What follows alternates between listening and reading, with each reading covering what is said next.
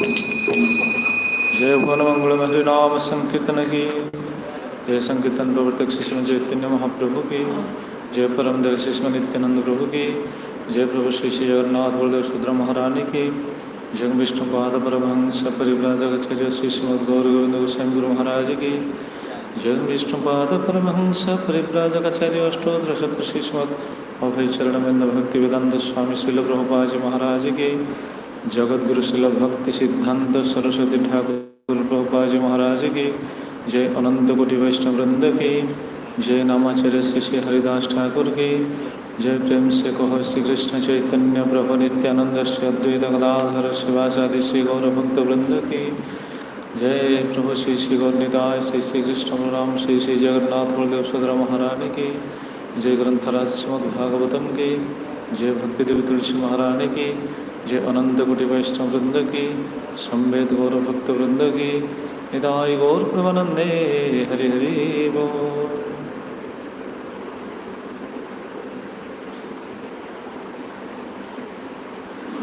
ओम ज्ञानं तिमिरान्धस्य ज्ञानाञ्जनशलाकया चक्षुरुन्मिलितं येन तस्मै श्रीगुरवे नमः। श्रीचैतन्यमनोभीष्टं स्थापितं येन भूतले स्वयं रूपः कदा मह्यं ददाति स्वपदान्तिकं। वन्देऽहं श्रीगुरो श्रीयुतपदकमलं श्रीगुरुन् वैष्णवांश्च श्रीरूपं सग्रजातं सहगणरघुनाथान्वितं तं सजीवं साद्वैतं सावधूतं परिजनसहितं कृष्णचैतन्यदेवं श्रीराधाकृष्णपादं सहगणा ललिता श्रीविशाखान्वितंश्च। नमो विष्णुपदाय कृष्णप्रेष्ठाय भूतले श्रीमते भक्तिवेदान्त स्वामिन्निते नामिने। नमस्ते सरस्वती देवे गौरवाणी प्रचारिणे निर्विशेषशून्यवादी पाश्चात्यदेशतारिणे।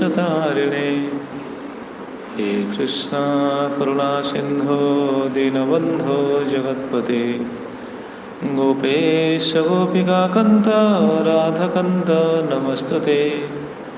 तप्त कंचन गौरंगी राधे वृंदावनेश्वरी वृषभानुसुते देवी प्रणमामि हरिप्रिये।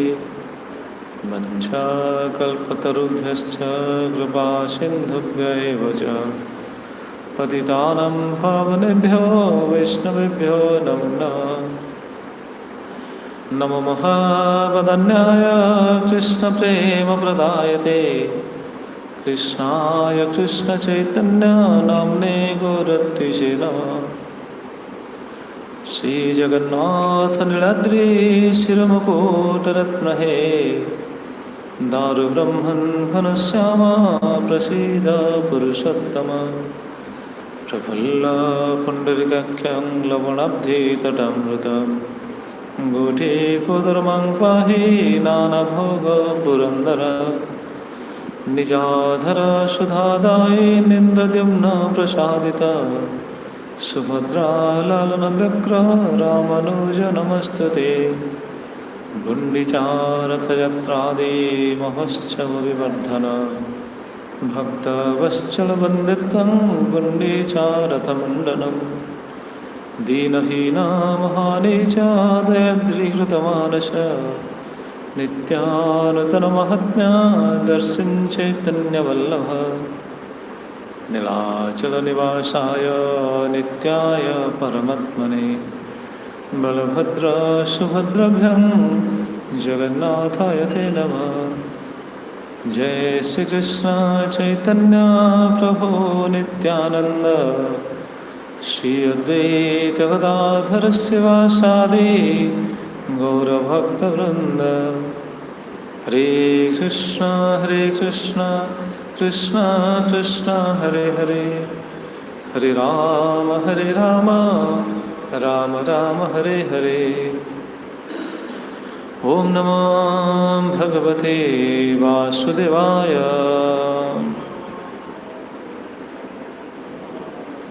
ओम नमो भगवते वासुदेवाय। ओम नमो भगवते वासुदेवाय।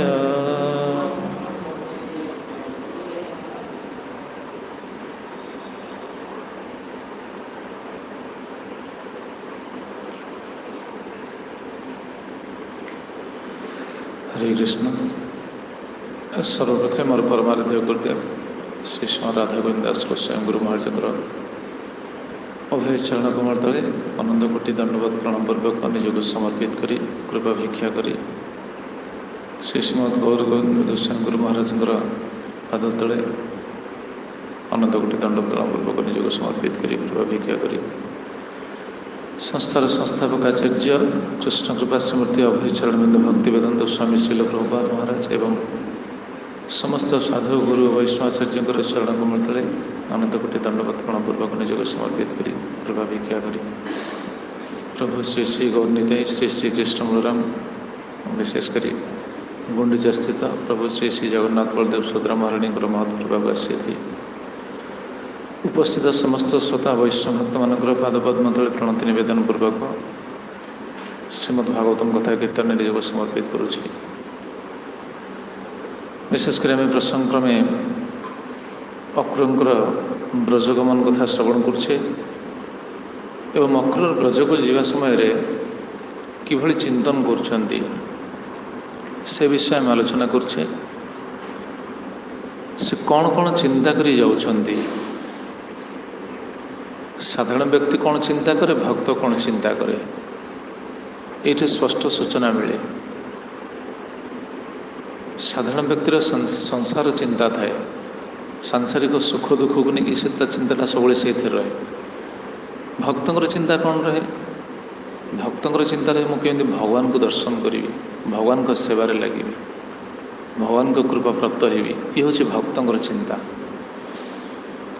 जदि अक्रूर भगवान श्रीकृष्ण बलराम को आने जाइछन्ति कंसर निर्देश क्रमे, किंतु भक्ति भाव आविष्ट ही ये चिंतन कर जो चिंतन हूँ भक्त मान एक आस्वादनीय विषय। भक्तान शिक्षा लाभ करेंगे जे भगवान को केमिति चिंतन करा जाए, यही हूँ जीवन सफलता। तेबे प्रथम 2-3 श्लोक अक्रूर निजर असामर्थ्य प्रकाश करते मु दर्शन करें कहीं जेहेतु मु नीच व्यक्ति पाखे अच्छी, नीच व्यक्तिर सेवा कर आसुली, तेणु मु भगवान को दर्शन पाइबिनी, भगवान मो दर्शन देवेनि। एवं भगवान होते उत्तम श्लोक, सी उत्तम व्यक्ति मान द्वारा उत्तम अधिकारी मान द्वारा सी कीर्तित हुअन्ति। मो भली गोटे पापी व्यक्ति मत कहीं भगवान दर्शन देवे, किंतु अच्युत नाम को स्मरण करके विश्वास कर भगवान को दर्शन पाइबे एवं किसी मंगल सूचक दृश्य देखिकी मन में दृढ़ आस्था होती भगवान को दर्शन मत निश्चित मिल। निजर रथर डाहाण पटे मृग भली पशु मैंने जो परिक्रमा कर देखी से दृढ़ हो पड़ते हम भगवान को दर्शन निश्चित पाइबे। एवं से भगवान को पादपद्म विषय चिंता कर नखमंडल कथा चिंता कर पादपद्म विशेषत्व को चिंतन कर पादपद्म को क्यों मैंने बंधन कर विषय चिंतन कर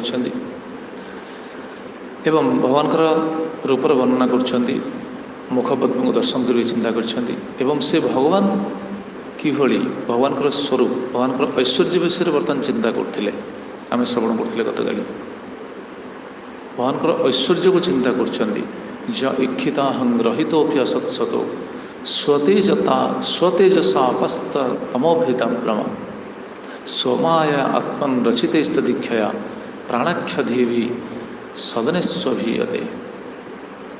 तेणु जी निज मायारे ये जगत को सृष्टि कर जगत सबू जीव मान को सृष्टि कर श्लोक से कथा रही सी कार्य कारण जगत प्रति केवल ईक्षण करी दृष्टिपात करी जगत को सृष्टि कर कौन अभिमान नहीं अहंकार नहीं।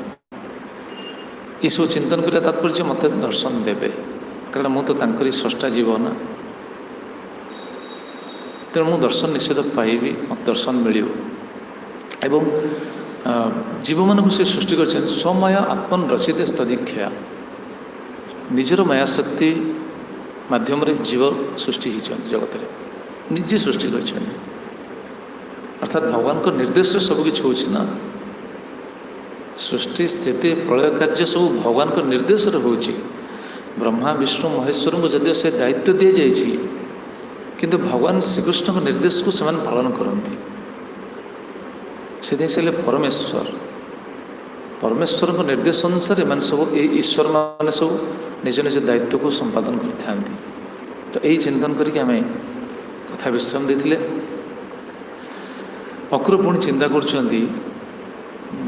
भगवान को जन्म कर्म गुण या सहित जो बाणी युक्त होता है से बाणी केमिति पवित्र मुझे भगवान को दर्शन करी ये भगवान को महिमा को केवल चिंतन कर भगवान को ऐश्वर्य गुण महिमा ये विषय चिंता कर जस्याखिलामे बहवे सुमंगलैर्वाचो विमिश्रा गुणकर्म जन्मभि प्राणन्ति शुम्भन्ति पुनन्ति वै जगत् जास्तद्विरक्ता सब शोभनामता। बहुत सुंदर श्लोक। जस्याखिलाभि बहभि सुमंगले वाचो विमिश्रा गुणकर्म जन्मभि। विश्वनाथ चक्रवर्ती ठाकुर कहले पूर्व श्लोक मान शुणुले ना भगवान को लावण्य लावण्य धाम्न भगवान को रूपर वर्णना आलोचना करते आस्वादन करते अक्र से चिंता कर चक्रवर्ती से कहते तद्रूप लावण्य अनुभव ही परम भाग्यफल एवं जस्य संकीर्तनानि अपि जगत उद्धारकारिणी इत्याह। से भली जार मूर्ति लावण्य मूर्ति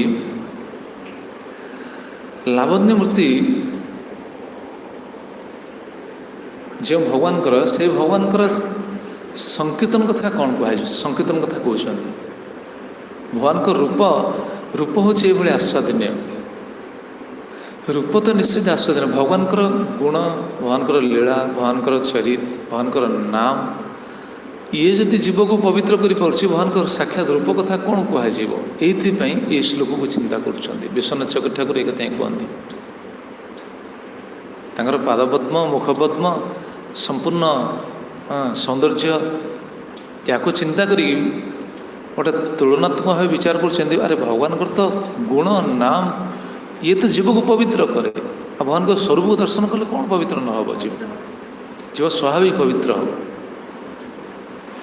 तो किभली ये कहते जस्य अखिलामी बहवी अखिलानी अमीबानी पापानि घ्नन्ति कहले ना जस्य अखिलामी अखिल अमीबा हवि सुमंगली अमीबानी सनातन गोस्वामी दुईटी अर्थ कहते अखिलानी अमीबानी अखिलानी समस्तंकर अखिलानी समस्त जीवंकर अमीबानी अमीबानी पापानी घ्नन्ति समस्त जीवंकर पाप राशि पाप समूह नष्ट हो जाए ध्वंस हो जाए केमिति ध्वंस हो जाए केवल भगवान गुण कीर्तन भगवान नाम कीर्तन भगवान नाम कीर्तन भगवान गुण कीर्तन समस्त जीवंकर पाप नष्ट हो जाए अखिलानी अमीबानी सनातन गोस्वामी द्वितीय भाव कहते अखिलानां अमीबानी अखिलानां अभिमानी सॉरी अखिलानां माने समस्तंकर समस्त जीवंकर जिते पाप अच्छी सब नष्ट कर दे पारंती भगवान अखिलानी पापानी अखिलानी अभिमानी माने जीवर जिते पाप भी रही समस्त जीवंकर एवं समस्त पाप नष्ट हो जाए केमिति नष्ट हो जाए यही सुमंगली बाचो विमिश्रा गुणकर्म जन्म भी बाचो विमिश्रा गुण कर्म जन्म भी वचन रे जदि भगवान गुण भगवान गुण कौन माने भगवान होती दयामय करुणामय ये गुण भक्तवत्सल ये सब गुण भगवान गुण कर्म ମାନେ ଏଇ ଗୁଣକୁ ଯଦି କିଏ କୀର୍ତ୍ତନ କରୁଛି, ଗୁଣ କୀର୍ତ୍ତନ କଲେ ମଧ୍ୟ ଅଖିଳାନି ଅମିବାନି ଘ୍ରାନ୍ତି, ଅଖିଳ ଜୀବମାନଙ୍କର ଅଖିଳ ଜୀବମାନଙ୍କର ସମସ୍ତ ଜୀବମାନଙ୍କର ସମସ୍ତ ପାପ ନଷ୍ଟ ହେଇଯାଏ। ତେଣୁ ଯଦି କିଏ ଗୁଣ କୀର୍ତ୍ତନ କରେ ଭଗବାନଙ୍କର, ଭଗବାନ ହେଉଛନ୍ତି ଭକ୍ତ ବତ୍ସଳ, ଭଗବାନ ହେଉଛନ୍ତି ପତିତ ପାବନ, ଇଏ ହେଲା ଗୁଣ। ଏଭଳି ଗୁଣକୁ କୀର୍ତ୍ତନ କଲେ ବି ସମସ୍ତ ପାପ ନଷ୍ଟ ହେଇଯାଏ। ଏବଂ କର୍ମ, ଭଗବାନଙ୍କର କର୍ମ କ'ଣ? କିନ୍ତୁ ଭଗବାନ ଯେତେ ସବୁ କର୍ମ କରିଛନ୍ତି, ବୋଲି ଆମେ ଯେମିତି ପାଠ ପଢ଼ୁଥିଲେ ସଜୀବ ନିର୍ଜୀବ, ଜୀବନ ଯାହାର ଅଛି ତାକୁ କୁହାଯାଉଛି ସଜୀବ, କିନ୍ତୁ ଶାସ୍ତ୍ର କହୁଛନ୍ତି କ'ଣ? ସିଏ ସଜୀବ ନୁହଁ। ଯଦି ବାକ୍ୟରେ ଯଦି ଭଗବାନଙ୍କର ଗୁଣ କର୍ମ ଜନ୍ମ ଯଦି ମିଶ୍ରିତ ନ ହୁଏ ତାହେଲେ ସେ ସଜୀବ ନୁହଁ, ସେ ନିର୍ଜୀବ ସହିତ। ପ୍ରମାଣ କ'ଣ? ପ୍ରମାଣ ସନାତନ ଗୋସାଇଁ କ'ଣ ମନରୁ କହୁଛନ୍ତି? ଭାଗବତ ସିଦ୍ଧାନ୍ତ ସନାତନ ଗୋସାଇଁ କହିନାହାନ୍ତି ଏଇଟା ମନରୁ, ସେ ସବୁ ସିଦ୍ଧାନ୍ତ କହିଛନ୍ତି ଆଚାର୍ଯ୍ୟମାନେ। ସୁଗତ ଗୋସାଇଁ କହିଛନ୍ତି, ସୁତ ଗୋସାଇଁଙ୍କୁ ଯେଉଁ ବଚନଟା ଭଗବାନଙ୍କର ବାକ୍ୟ କହେ ନା, ସେଟା ଯେଉଁ ଜିହ୍ବା ଭଗବାନଙ୍କର ଗୁଣଗାନ କରେ ନା, ସେ ଜିହ୍ବା କାହା ଜିହ୍ବା ସହିତ ସମାନ? ବେଙ୍ଗର ଜିହ୍ବା ସହିତ ସମାନ। ତାହେଲେ ସେ ବଞ୍ଚିକି ଲାଭ କ'ଣ? ଯେଉଁ କର୍ଣ୍ଣ ଭଗବାନଙ୍କର କଥା ଶ୍ରବଣ କରେ ନା, ସେଟା ଅହିଗର୍ତ୍ତ ସହିତ ସମାନ। ଯେଉଁ ଚକ୍ଷୁ ଭଗବାନଙ୍କ ରୂପକୁ ଦର୍ଶନ କରେ ନା, ସେଟା ମୟୂର ପୁଚ୍ଛରେ ଯେଉଁ ଚକ୍ଷୁ ଅଛି ସେ ଚକ୍ଷୁ ସହିତ ସମାନ। ଯେଉଁ ହସ୍ତ ଭଗବାନଙ୍କ ସେବା କରେ ନା, ସେ ହସ୍ତ ଶବର ହସ୍ତ ସହିତ ସମାନ। ଯେଉଁ ପଦ ଭଗବାନଙ୍କର ତୀର୍ଥସ୍ଥାନକୁ ଯାଏ ନା, ସେ ପଦ କାହା ସହିତ ସମାନ? କାହା ସହିତ? ସେ ପଦ ବୃକ୍ଷ ସହିତ ସମାନ। ବୃକ୍ଷ କ'ଣ ବଞ୍ଚିନି କି? ସେ ଗୋଟେ ସ୍ଥାନରେ ଠିଆ ହେଇଛି, ସେ କ'ଣ ଯାଉଛି ନା କୁଆଡ଼େ? ସେ ପଦ କୁଆଡ଼େ ଯାଇପାରୁନି। ସେଭଳି ତାମାନେ କହିଲେ ନା ପ୍ରାଣନ୍ତି ଜୀବୟନ୍ତି, ପ୍ରକୃତରେ ଜୀବନ ପାଏ ଭଗବାନଙ୍କ ସହିତ ଯୁକ୍ତ ହୋଇ। ଇନ୍ଦ୍ରିୟମାନେ ଯେତେବେଳେ ଭଗବାନଙ୍କ ସହିତ ଯୁକ୍ତ ହୁଅନ୍ତି ସେତେବେଳେ ସେ ପ୍ରକୃତରେ ବଞ୍ଚେ, ନହେଲେ ସବୁ ବଞ୍ଚିଥାଉ ତ ମରିଛନ୍ତି। ବହୁତ ସିଦ୍ଧାନ୍ତ ରହିଛି ଶାସ୍ତ୍ରରେ। ଗୁରୁଦେବ କେତେ ଶ୍ଲୋକର ସିଦ୍ଧାନ୍ତ ଆଣି କୁହନ୍ତି ନା ୟା ଉପରେ। ଏସବୁ ବଞ୍ଚିଥାଉ ତ ମରିବା ଅବସ୍ଥା। ଯଦି ଇନ୍ଦ୍ରିୟମାନେ ଯଦି ଭଗବାନଙ୍କ ସେବାରେ ନ ଲାଗୁଛନ୍ତି ତାହେଲେ ଇନ୍ଦ୍ରିୟମାନଙ୍କର ଏଇଟା ହେଉଛି ମରଣ ଅବସ୍ଥା, ମୃତ୍ୟୁ ଅବସ୍ଥା। ସେଥିପାଇଁ କହୁଛନ୍ତି ପ୍ରାଣନ୍ତି ଜୀବୟନ୍ତି। ଭଗବାନଙ୍କର ଗୁଣ, ଭଗବାନଙ୍କର କର୍ମ, ଭଗବାନଙ୍କ ଲୀଳା ଯଦି ବାକ୍ୟରେ ଯଦି ଆସିଲା ତାହେଲେ ସେ ବାକ୍ୟ ହେଉଛି ସାର୍ଥକ। ସେ ଜୀବକୁ କ'ଣ କରେ? ଜୀବନ ଦିଏ। ଜୀବକୁ ଜୀବନ ଦିଏ, ଆମେ ବଞ୍ଚିଥାଉ। ଗୁଣ ଯେମିତି ଆମେ ଶୁଣିଲେ ହେ କରୁଣ ବତ୍ସଳ, ହେ ଭକ୍ତ ବତ୍ସଳ, ଏସବୁ ଗୁଣ। ଜନ୍ମ ଶବ୍ଦରେ ଯେମିତି କୁହାଯିବ କ'ଣ? ହେ ଯଶୋଦାନନ୍ଦନ, ହେ ଦେବକୀ ନନ୍ଦନ, ଏଇଭଳି ଭଗବାନଙ୍କ ନାମ ଯଦି ଉଚ୍ଚାରଣ କରାଯାଉଛି। ଆଉ କର୍ମ ତ ଗିରିବରଧାରୀ, କାଳିଆ ଦମନ, ଏସବୁ ଲୀଳା ଯୋଉ କରିଛନ୍ତି।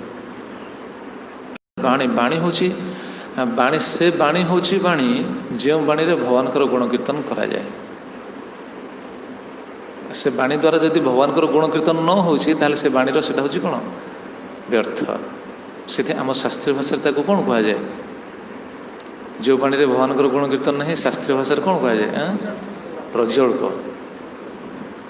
ପ୍ରଜଳ୍ପ। ସେଥିପାଇଁ ଭଗବାନଙ୍କର ଗୁଣ କୀର୍ତ୍ତନ କରିବା ଉଚିତ, ଭଗବାନଙ୍କର କଥା କୀର୍ତ୍ତନ କରିବା ଉଚିତ, ଭଗବାନଙ୍କର ନାମ କୀର୍ତ୍ତନ କରିବା ଉଚିତ। ଜିହ୍ବାର ଏଇଟା ହେଉଛି ସାର୍ଥକତା ନା। ଭଗବାନଙ୍କର ଗୁଣ କୀର୍ତ୍ତନ ମାନେ କ'ଣ? ଖାଲି ଭଗବାନଙ୍କ ଲୀଳା କହିବ ତାହେଲେ ଆମେ କ'ଣ କିଛି କାମ କରିବାନି? ଖାଲି ମୁଁ କହିବି ବସି ପଡ଼ିଆ, ଖାଲି ଭଗବାନଙ୍କ କଥା କହିବାକୁ କିଛି କହିବାନି? ନାଇଁ, ଭଗବାନଙ୍କ ସେବା ବିଷୟକ କଥା ହେଇପାରନ୍ତି। ଭଗବାନଙ୍କ ସେବା ପାଇଁ ଯେତିକି ଆବଶ୍ୟକ। ଭଗବାନଙ୍କ ସେବା ବିନା ଯେତେ ସବୁ କଥା ଏସବୁ ପ୍ରଜଳ୍ପରେ ଯାଏ। ଏସବୁ ଶାସ୍ତ୍ର ସିଦ୍ଧାନ୍ତ। ତାମାନେ ଆମେ ନିଜେ ପ୍ରଶ୍ନ କରିବା ଉଚିତ ନିଜକୁ, ଆମେ କେତେ ସମୟ ଜୀବନରେ ବଞ୍ଚୁଛେ, କେତେ ସମୟ ମରୁଛେ। ସନାତନ ଗୋସାଇଁ ଭାବ ଦେଖନ୍ତୁ, ଅକ୍ରମର ଚିନ୍ତାଧାରା ଦେଖନ୍ତୁ, ଶାସ୍ତ୍ର ସିଦ୍ଧାନ୍ତ ବିଚାର କରନ୍ତୁ। ଆମେ ପ୍ରକୃତରେ ବଞ୍ଚୁଛେ ସେତିକି ସମୟ ଯେତିକି ସମୟ ଭଗବାନଙ୍କର ଗୁଣ କୀର୍ତ୍ତନ କରୁଛେ, ଜିହ୍ବାରେ ଯେତିକି ସମୟ ଭଗବାନଙ୍କ ନାମ କରୁଛେ, ଏଇ ଯେତିକି ସମୟ ଭଗବାନଙ୍କ କାର୍ଯ୍ୟରେ ଲାଗୁଛେ ସେଇଟା ବଞ୍ଚିଛେ। ମୁଁ ସେ କଥା କହେନି ପୂର୍ବରୁ, ମହାଜନଙ୍କ କଥା ଯେଉଁ କହେ, ଏ ପୂର୍ବରୁ ଯେଉଁ ଲୀଳା କହେ, ବାହାରେ ସବୁ ସେ ଆଲୋଚନା ହୁଏ। ମହାଜନ କହିଲେନି, ମୋର ପଚାରିଲେ, ସାଧୁ ପଚାରିଲେ ତୁମ ଆୟୁଷ କେତେ? ମହାଜନ କହିଲେ ମୋ ଆୟୁଷ ହେଉଛି ମାତ୍ର 5-7 ବର୍ଷ। 70 ବର୍ଷ ବ୍ୟକ୍ତି କହୁଛନ୍ତି ମୋ ଆୟୁଷ ହେଉଛି 5-6 ବର୍ଷ। समस्ते गाँ लोक समस्त देखिए आश्चर्य कि कौन ये 5-7 वर्ष कहते कौन आयुष देखो सिद्धांत राइट रही यही सिद्धांत से कही साधु पचारे तुम आयुष्य केमी 5-7 वर्ष कौच एत वर्ष वयस्क व्यक्ति तुम कमी 5-7 वर्ष बोली निज कौच बालक भाई से कहले ना आज्ञा जी समय मु भगवान गुण कीर्तन करी भगवान सेवार लगी भगवान तीर्थस्थान को जाइए जी समय मो आयुषर जी समय भगवत कार्य लगी सेटा हूँ मोर बंचवा अवस्था नचेत अलग अवस्था हूँ मृतबाद भगवत कार्य जदि लगे ताले सेटा मरिया भली समान आप मरिवार कौन कि मरिया मैंने कौन संसार चक्र तो बारंबार कौन घूर्णन अवस्था पड़ी ना जीव एटा मृत्युबत अवस्था मृत्युबत कहीं जन्म मृत्यु चक्र से पड़ा घाटीगला से कहते प्राणंती जीवयंती जीव को जीवन दिए भगवान बाणी बाणी परंपरा सूत्र जदि क्या किसी मिली ताले भगवान को बाणी ही मिली गुरुदेव से कहते परंपरा सूत्र जदि उन्नत अधिकारी मैंने जदि किसी पाई था श्रेष्ठ वस्तु किसी पाई था कौन पाई बाणी केंदी बाणी पाई ब्रह्मा भगवान गोटू पाइले कौन पाइले वेद पाइले कि नहीं सेटा कौन से बाणी ही पाई ना प्रथम कौन शुणिले बाणी तप बाणी बाणी ही जीवन दिए ना भगवान श्रीकृष्ण अच्छा अर्जुन कौन पाई भगवान श्रीकृष्ण ठू सेटा कौन पाई आमे सीना ग्रंथ पाऊे कि अर्जुन पाई कौन बाणी अर्जुन बाणी ही पाई प्रभुपाद आम कौन देइछंती प्रभुपाद आमको कौन देइछंती आमको जगतवासी कौन देइछंती बाणी देखुना कौन देइछंती कृष्णकर बाणी देइछंती ना सुखदेव गोस्वाईंकर बाणी देइछंती ना आ प्रभुपाद जहाँ देइछंती ग्रंथ रे जहाँ भी देइछंती सेटा कौन आगे बाणी रो आसी तापर लिखा है प्राय प्रभुपाद डिक्टेर फोन कहते कि नहीं आगे डिक्टेर फोन आगे कहते कौन है बाणी है ना तो से बाणी हूँ बाणी जो बाणी रे भगवान गुण कीर्तन करा जाए भगवान गुण कीर्तन जदि है से बाणी से गुरुदेव कहते मुझे भगवान कथा न कहे से दिनटा मोर मृतवत साधु दर्शनटा केमी देखुना साधु दृष्टि केमी विचार केमी कारण से विचार करते ये बाणीर से दिन सार्थकता बाणी सार्थक है से दिन ऐसे कथे अक्रूर चिंता कर प्राणंती जीवयंती आ प्रभुपाद गुरुदेव कहते जगत पर प्रभुपाद बेस्ट कंट्रीब्यूशन होची बाणी समस्त शास्त्र बाणी को प्रभुपाद जगत सारा देते सब जीस्ट शास्त्र तो बहुत अच्छी अनंत शास्त्र अच्छी कि मुख्य मुख्य शास्त्र भगवत गीता श्रीमद्भागवतम चैतन्य चरितामृत अलग किए कहता प्रभुपाद तो बहुत बही अच्छी बहुत ग्रंथ अच्छी जीव गुड़ाक एति पढ़ी पाना बोले अलग ग्रंथ सब रचना कराई एति जदि पढ़े ताल अलग ग्रंथ किसी आवश्यक नहीं प्रभुपाद कौन जाना प्रभुपाद सब जानते भगवत श्रीमद्भगवत गीता श्रीमद्भागवतम और श्री चैतन्य चरितामृत ये तीन सब रही सब शास्त्र सिद्धांत बाणी से बाणी जीव को जीवन दी एवं प्राणंती जीवयंती तापर कहते विश्वनाथ चक्र ठाकुर कहते शोभनानी मंगलानी जेभेस्ते जर्स्य गुण जन्म कर्म भी विमिश्रायुक्त वाच वाक्यानि शोभयंती शोभानी माने कौन शोभायमान हुए आगे जीवन दिए तापर कहते देखो भगवत एटा क्या जीवन दिए जी कहे ताकू नुह जी शुणे से बाणी को जी शुणे ताकू भी जीवन दिए प्राणंदी संबंधी पुनंदी वैजना हम शुणिले भगवत वक्तृ श्रोत्रात्मक प्राणांती जीवयंती विश्वनाथ चक्र ठाकुर कहले बाणी रे जदि भगवान को कथा आसूची ताले वक्ता भी जीवन पाए और से बाणी रे जदि भगवान को कथा आसूची ताले श्रोता भी जीवन पाए उभय को जीवन यहाँ नचे देखुना भीष्मदेव जो भगवान कथा कीर्तन कर भीष्मदेव जो प्रवचन देते ब्रह्मांडर समस्त साधु मैंने कहीं आसते जड़े मुमूर्षु व्यक्ति पाखु सरस्वती साहित्य अवस्था से पढ़ी पाखु भगवान तो आसछन्ति साक्षात भगवान श्रीकृष्ण आसछन्ति पुणी भगवान अवतार मैंने जिते थे से भी आसछन्ति व्यासदेव आसछन्ति परशुराम आसछन्ति नारद मुनि आसछन्ति ये सब आसछन्ति पुणी ब्रह्मांडर जिते महान महान सन्थ माने से भीष्मदेव चरित्र से कथा अच्छी ना समस्त ब्रह्मर्षि समस्त राजर्षि समस्त देवर्षि पुणी से शिष्य मान सहित कौन पे आसते से तो जानी ना शास्त्र से कौन शास्त्र ज्ञान अनभिज्ञ थे कि से तो शास्त्र ज्ञाता थे पुणी आसते कहीं नहीं से बाणी शुणे बाणी शुणिले जीवन पाइबे जीवन यहाँ हूँ कौन कह सिद्धांत शास्त्र सिद्धांत यहाँ हूँ जीवन सतेज अवस्था ताजा अवस्था नसे भगवान कथा जब शुणानी भगवान कथा जब कीर्तन करानी ताल डल अवस्था विशेषकर भक्ति मार्ग में आमर जो कौन गोटे ताजापन फ्रेश कहुए फ्रेश अवस्था रहा भगवान कथा श्रवण बहुत जगह अच्छे गुरुदेव बारंबार आमर ये कथा कहती कहीं श्रीमद गौरंदी गोस्वामी गुरु महाराज पठाती जाओ डाकी आण कहीं से आसनी आज जदि कौन शिष्य आसी थे कहीं डकाती कहना सी कौन जानी ना आम जापारे बोली सी आमको जनाती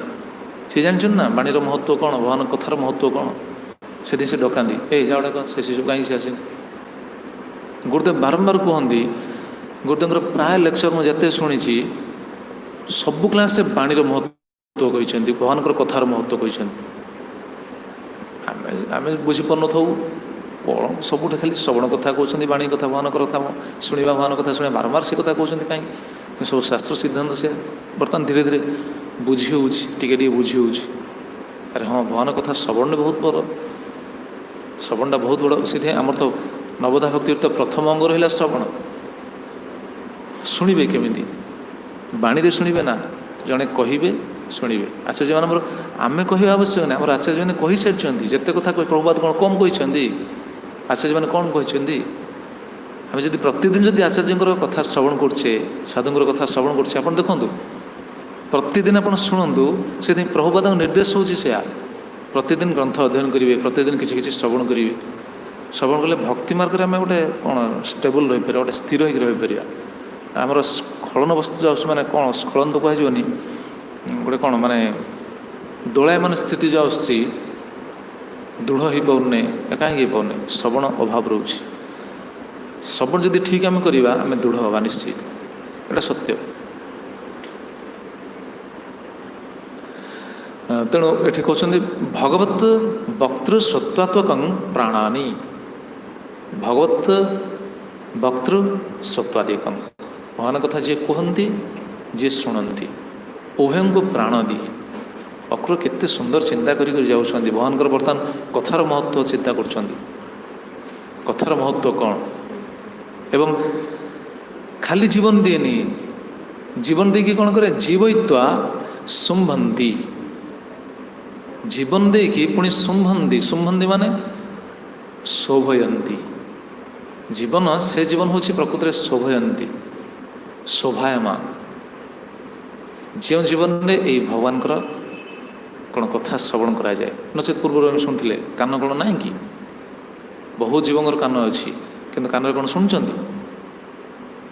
से श्लोक नहीं ना स्वतव्यादिनी राजेन्द्र नृणासंति सहस्रश अपश्यताम आत्मतत्व गृहेशु गृह मेदिनम स्वतव्यादिनी राजेन्द्र नृणासंति सहस्रश सहस्रश कथा शुणुंट व्यक्ति मैंने कान कौन से कथार मूल्य अच्छी किसी मूल्य नहीं आम जिते कथा कथा शुणिले कौन हुए कि या बहुत या दु तीन श्लोक कहते चिंता कर आम भगवान को कथा शुणिले भगवान प्रति आवेशटा रही संसार कथा शुणिले संसार प्रति आवेश जो कथा शुणे से कथा प्रति आवेश बर्तमान देखुना समग्र विश्व में बर्तमान समस्त गोटे आवेश रही कौन कहना कौन कोरोना कहीं से कथा सब स्प्रेड हो कहीं से आवेशटा रोचे कारण से कथा शुणुन ना सब समय से समस्त मुहर जहाँ मन आप पचार देवे कोरोना विषय पचारे सी फटकिन कहीदेव से कथा शुणुन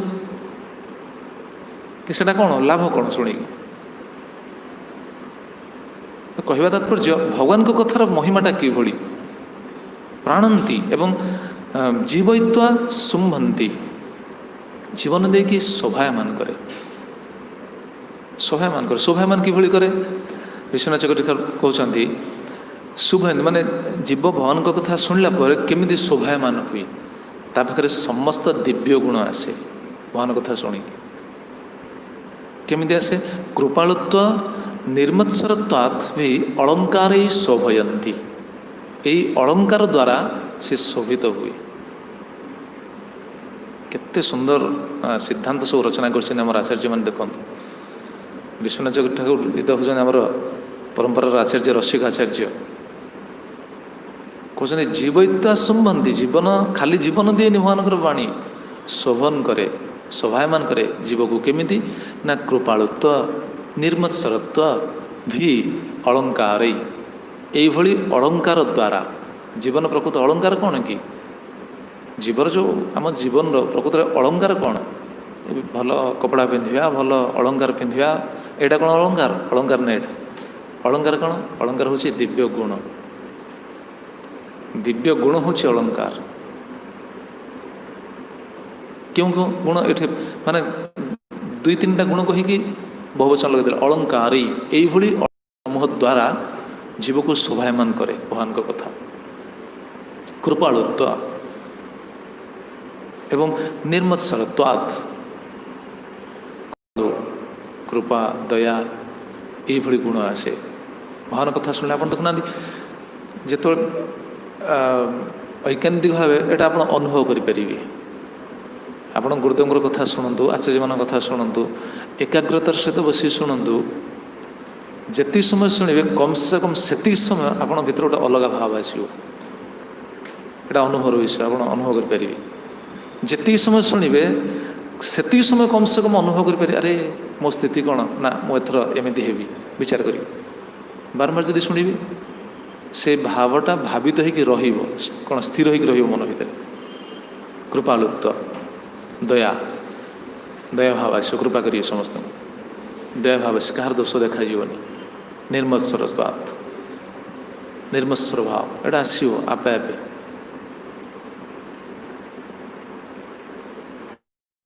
केमिति आसो कौन आम खाली भाविदेले हम हेनी शुणा उचित बाणी शुणिले कहीं कारण शुद्ध भक्त मान बाणी एत शक्ति थाए शुद्ध भक्त मान बाणी जीव को कहीं शुद्ध करे शुद्ध भक्त मैंने जो बाणी कीर्तन करती से तो आम जो बाणी कहे यहाँ कौन यहाँ आमर कौन योग्यता ना आम केवल से कथा कहे कि शुद्ध भक्त मैंने जो बाणी कहती से तो से साक्षात कौन भगवान शुद्ध बाणी की कहती ना भगवान गुण रूप लीला शुद्ध भाव कहती से जो बाणी कीर्तन करती सेटा जीवर हृदय डायरेक्ट कार्य करे कहीं कार्य करे आम समस्त प्रार्थना करछे ना तुमार हृदय सदा गोविंद विश्राम गोविंद तांको हृदय रही जदिव आम समस्त हृदय भी रही परमात्मा रूप रही किंतु गोविंद तांको हृदय साक्षात आसी रही विश्राम नहीं था तेणु शुद्ध भक्त मुखर जो बाणी आसे से गोविंदर पादपद्म को स्पर्श करके आसे कि नहीं तेणु गोविंदर पादपद्मर धूଳି कणिका से बाणी द्वारा आसे से धूଳି जाकि पशे कौटी आम भली बद्ध जीव मानकर कर्णकुहर भितर प्रवेश करके हृदय भितर प्रवेश करे ताले शुद्ध भाव से सूचना रहा कि नहीं से शुद्ध भक्त बाणी शुणी पाचे समस्ते ये तो जीवन ये तो आमर से तो कहला हाँ श्रवण शोभयंती ये श्रवण कले धीरे धीरे धीरे कृपालुत्व निर्मत्सरत्व ये अलंकार ये अलंकार द्वारा शोभित हेबे ये दया भाव आसो से समय विचार कर अलग व्यक्तिर दोष देखापी से दृष्टि परिवर्तन हो क्रोध परिवर्तन हम काम परिवर्तन हम लोभ ये सब परिवर्तन हो परिवर्तन की धीरे धीरे आम ना श्लोक नहीं ना जस्यस्ति भक्ति भगवती अकिंचना सर्वे गुणस्तत्र समासते सुरा हरो अभक्त कुतो महत्गुणा मनोरथे धावतो नाशत वही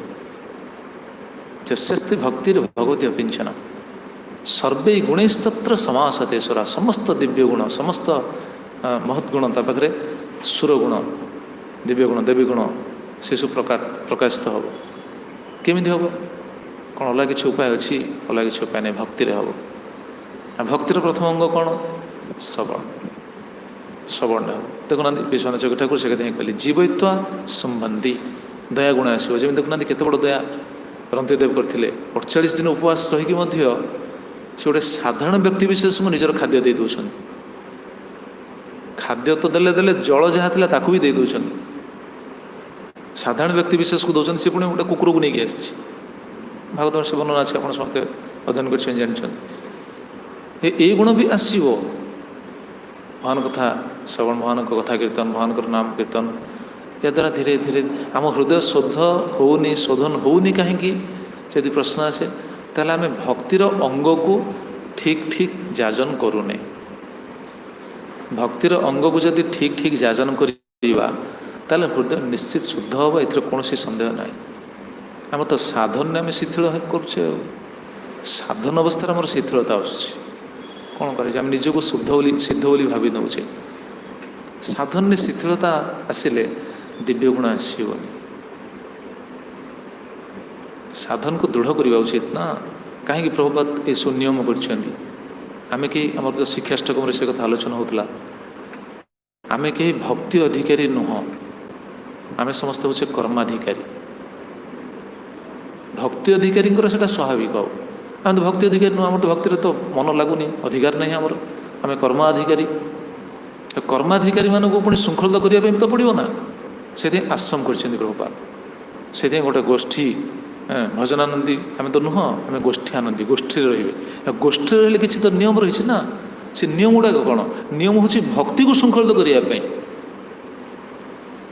आम जो सब नियम रहा साधन भजन जहाँ सब नियम जमी मंगलारती अटेंड करवा गुरु पूजा अटेंड करवा क्लास अटेंड करवा ये सब नियम जहाँ रही एटा कौन पाई? एटा मंदिर नियम नुह। एटा आश्रम नियम नुह। एटा आम भक्ति को श्रृंखलित करने प्रभुपाद नियम कर। आम जदि से जिनस आम नियम को आम भाव ना मत आमको मैनेजमेंट एटा अंकुश लगाउछन या कर भूल विचार। मैनेजमेंट कहीं अंकुश लगे एटा प्रभुपाद निर्देश ना। प्रभुपाद कहीं निर्देश देते आमको श्रृंखलित करने आम भक्ति को श्रृंखलित करने आमको शोभन करने जगत को देखापी प्रभुपाद चाहूँ देख भक्त मान स्थिति किभली भक्त हेले एभली। आम जब न मानिबा मैनेजमेंट मानवानी किसी मानवानी। अरे नियम तो होती ना भक्ति को श्रृंखलित करने। जी देखो जी कौन सी जिनस को नियम को जी डेविएट कर मोटा माने सिद्धांत कथा कहूँ कि खरा होनी पाखे दिव्य गुण आसा बहुत कष्ट आसोनी। भक्तिर गुण तो आसोनी कहीं आसो कहना से नियम भांगला श्रृंखला को जी बही माने कौन स्वीकार करूनी तापर क्या दिव्य गुण आसो। श्रृंखला कराई भक्ति को श्रृंखलित करने जीव से स्वीकार करने चाहूनी बद्ध जीव मानवनी। जीवत्व आम पॉइंट शुणुले जीवत्व संबंधी कृपालुत्व निर्मत्सरत्वाद भी अलंकार शोभयंती। तार कृपा आसो कृपा गुण आसो निर्मत्सर गुण आसो आसुनी माने आम भक्ति करूने नियम मानुने साधन करूने। ठीक एटा ठीक एटा सिद्धांत। एवं आउ कौन कहते प्राणांति शुंभंती पुनंती वै जगत। पुनंती पुनंती पुनंती शब्द कहते शोभयित्वा च पुनंती। शोभन करती ता सहित पुनंती पुनंती पवित्री करती पवित्र कर दी। आम कलुषित हृदय होती आम बुझीपारे क्या ये करें स्वीकार करें क्या निजर बोली भावी पारे सब दोष देखुचे हृदयटा कलुषित अच्छी। पुनंती पवित्री करोति शोभित्वा च पुनंती। विश्वनाथ जोगी ठाकुर कहले आविद्यक दोषात पवित्रयंती। आविद्यक दोषात जिते अविद्या रही अविद्या दोष सब शुद्ध करेंगे। और अविद्या जो रही अंतर्हित जो सब कामना वासना अविद्या सब रही ये सब शुद्ध करदे। ये है पुनंती। केवल कौन भगवानकर ये बाणी बाणी माने बाणी रे जदि भगवानकर गुण भगवानकर रूप भगवानकर लीला ये सब कीर्तन जदि करा जाए बाणी रे जदि भगवान को विशेष कर कलिजुगटा किसी करें भगवानकर कम से कम नाम हरे कृष्ण कृष्ण कृष्ण हरे हरे हरे राम राम राम हरे हरे। जदि ठीक ठीक जदि आम नाम करवा ताले ये सब दिव्य गुण आसो। से तो आम आलोचना होता चेत दर्पण मार्जनम। देखुना ये सिद्धांत ठीक, चेत दर्पण मार्जनम से श्लोक तो आम चलता मासे। प्रथम श्लोक शिक्षाष्टम प्रथम श्लोक चलता मासे। द्वितीय श्लोक 20 दिन ना के दिन। तृतीय श्लोक के दिन चलती। तृतीय श्लोकटा के दिन जाइए बंद हो पुणी चलो। पाखापाखि 2 मास है शिक्षाष्टम चलती। सी सरीनी सरीबनी भी। हाँ 14 दिन जाइए तृतीय श्लोक। अच्छा कारण से आस्वादन ना ये प्राणंती संबंधी पुनंती वै जगत। चेतो दर्पण मार्जनम चित्ररूपक दर्पण इस अविद्या आम ये पंडित शुणुले सौभित्वा च पुनंती आविद्यक दोषात पवित्रंती। अविद्या रूपक दोष को सब शुद्ध करदे भगवान का नाम। भगवान का नाम शक्ति कौन कह नामर तो नामर महिमा भागवतम रे बा विभिन्न शास्त्र मान जहाँ कहुई सेटा विशेष किसी नुह किसी कहुए कहले चले। नामर महिमा एत अच्छा भगवान गुणर महिमा खाली जदि गोटे गोटे प्रसंग गोटे गोटे टपिक आलोचना करे बहुत समय जीव। भगवान नामर महिमा खाली आलोचना कले बहुत अच्छी। भगवान गुणर महिमा भगवान रूपर महिमा भगवान लीलार महिमा या जदि कीर्तन कर ये गोटे गोटे पूरा सेमिनार हम। जदिव कीर्तन कर योग्यता ना आमर किंतु अध्ययन कला बेले देखा जाए अरे एगुड़ा तो एत जिनस अच्छी एत जिनस अच्छी एत जिनस अच्छी। आप अध्ययन कले बुझीपारे देखिपारे केते जिनस भगवान सब रही। गुण रे केते वर्णना अच्छी रूपर केते वर्णना अच्छी लीलार केते वर्णना अच्छी नामर केते वर्णना अच्छी। सबू प्रसंग रे प्राय आपन जिते भक्त चरित आमर तो सकाल समय भक्त मान चरित्र आलोचना होची जगन्नाथ प्रीत्यर्थे आपन सबू भक्त चरित्र देखिए सबू भक्त चरित्र नामर महिमा अच्छी प्राय आपन देखिए केमी अच्छी आप अध्ययन करूँ जानवे सब भक्त चरित्र नामर महिमा अच्छी। ये देखिए ये देखुना नामर महिमा ये कहते ना अग्र ये सबू भक्त चरित्र नामर महिमा अच्छी सी नामर महिमा कहते। तेणु आम ये पॉइंट गोटे शुणुचे से बाणी जस्या खेलामी बहवी सुमंगली वाचा विमिशा गुण कर्म जन्म भी। वाक्य जब मिसी जाए भगवान गुण जन्म कर्म ये सब यदि वाक्य मिसी जाए ताले कौन हो जाए सुमंगली समस्त मंगल आसे। समस्त मंगल जीवर समस्त मंगल समस्त मंगल भी केमिति से भी शिक्षाष्टकम अच्छी। सर्वात्म स्नपरंग परंग विजय श्रीकृष्ण संकीर्तनम से आलोचना है आप शुणे रेकर्डिंग अच्छी जहाँ पाखे से शुणे। समस्त मंगल केमी आसे भगवान का नाम रे। प्राणंती सुम्भंती पुनंती वै जगत। प्राण दिए जीव को जीवन दिए एवं सुम्भंती जीव को शोभायमान करे एवं पुनंती जीव को पवित्र करे। जदि बाणी रे भगवान कथा मिसे भगवान नाम भगवान गुण भगवान लीला जदि मिसे आ तार विपरीत ये कहते जास्तद विरक्ता सब शोभनामता।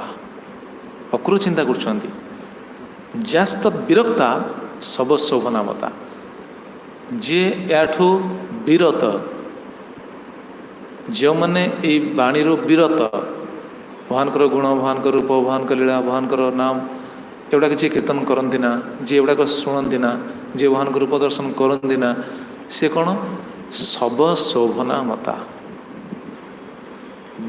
खाली बंचिले हेनी जो गीतार सरी भागवत कहले तर भकिंग न जीवती तरु वृक्ष गुण बंचिनी कि बंची भस्सा किंग न श्वसती नहीं से श्लोक कमार भाती से कौन श्वास प्रश्वास नौनी कि नौ ग्रामर पशु मैंने कौन सृष्टि करना वंश विस्तार करना से भी वंश विस्तार कर संसार वृद्धि कर तो से बंचा भाई से बचार मूल्य कौन किसी लाभ ना से प्रकृति बंचा नुह ये सब तो शोक रही ये तो कहीं चाह ना ये सब शोन सब मरी से तो प्रकृत बंचा अवस्था महाप्रभु आसी शिखेले बंचब तो बंच डाकिले ना जीव जागो गोरा चांद बोले জীব জাগো জীব জাগো গোরা চাঁদ গলে কত নিদ্রা যাব মায়া পিশাচির কোলে কত নিদ্রা মায়া পিশাচির কোলে ମହାପ୍ରଭୁ ସେ ଉଠେଇଲେ ନା ଜୀବ ଜାଗ ଜାଗ ଜାଗ କାହିଁ ଶୋଇଛ।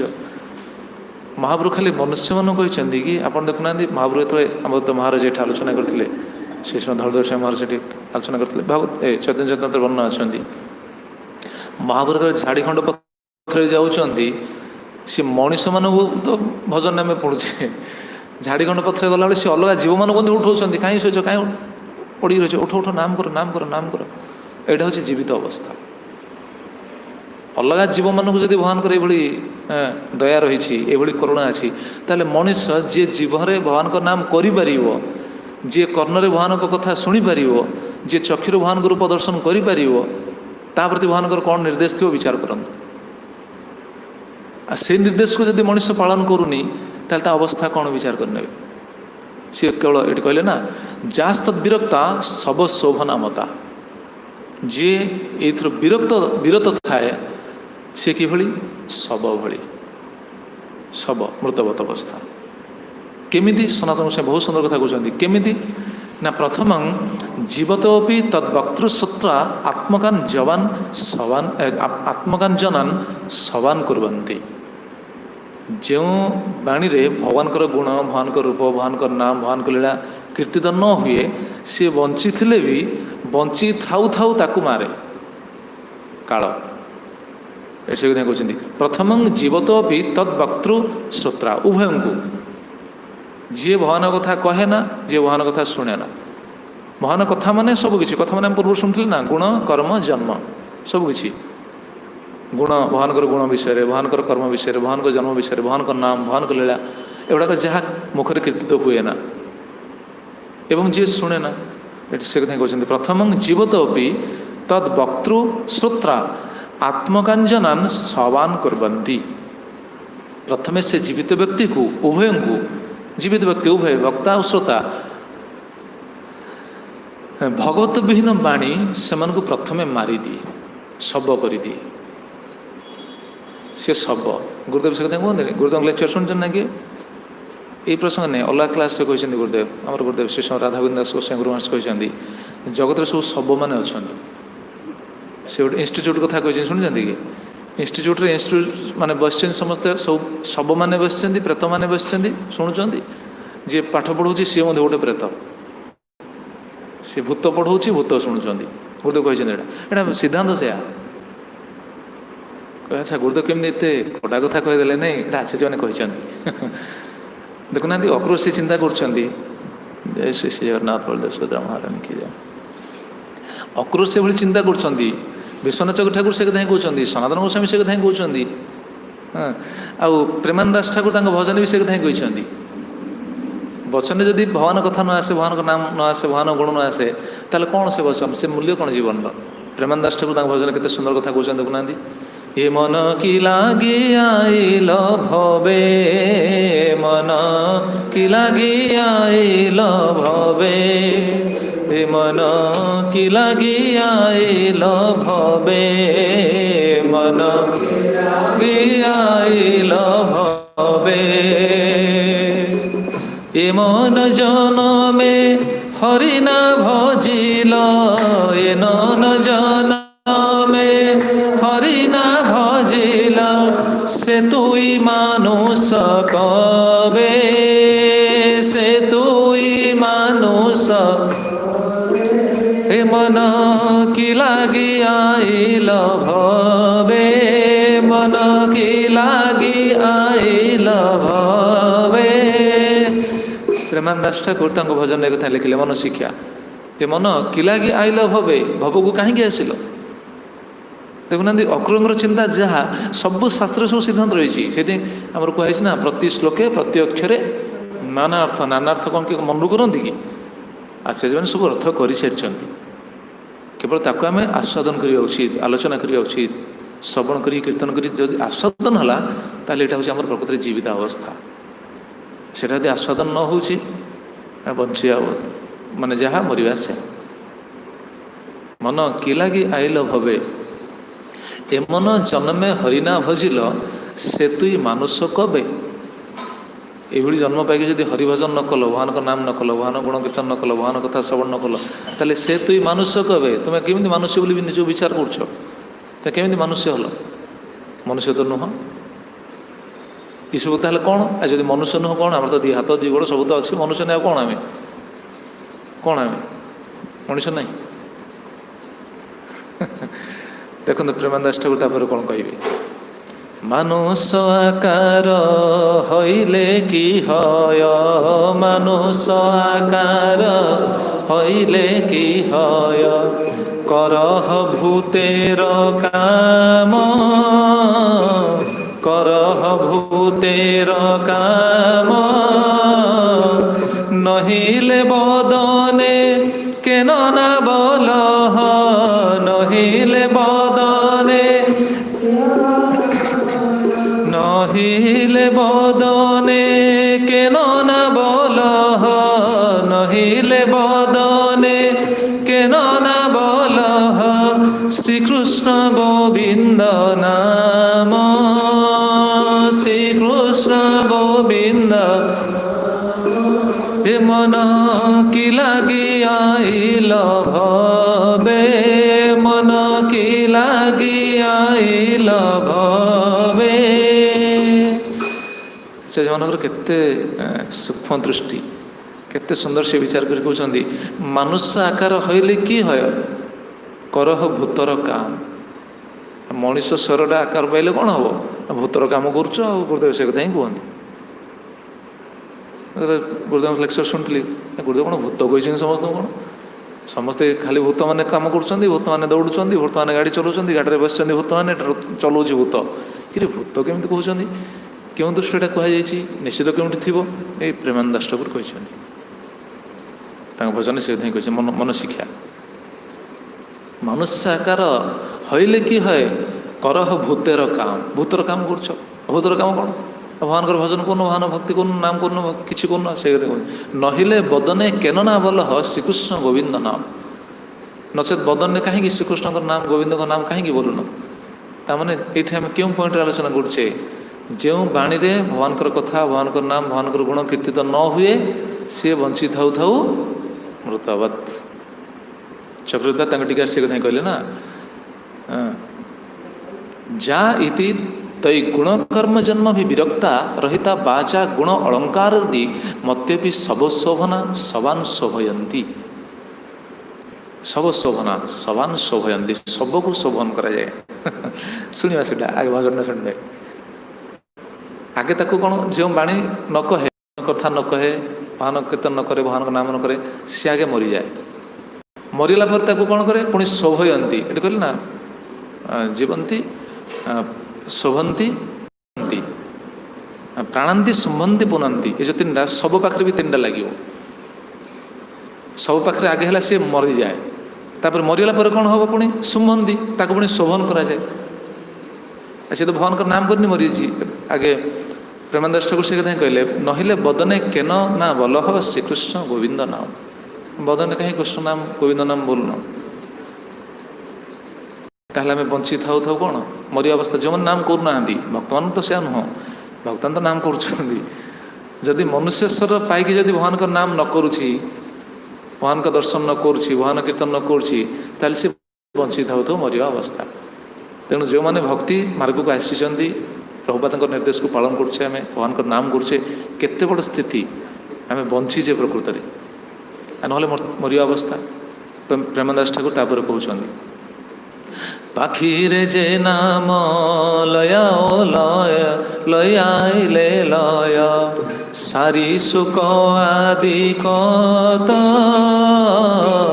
पाखिरे जे नाम लयाइले जय सारी सुख आदि कत। তুমি যেই হাতে আলস্য করহ, তুমি যেই হাতে আলস্য করহ, এ হয় কে মন মত, এ হয় কে মন, এ মন কি লাগিয়াইল ভবে, মন কি লাগিয়াইল ভবে।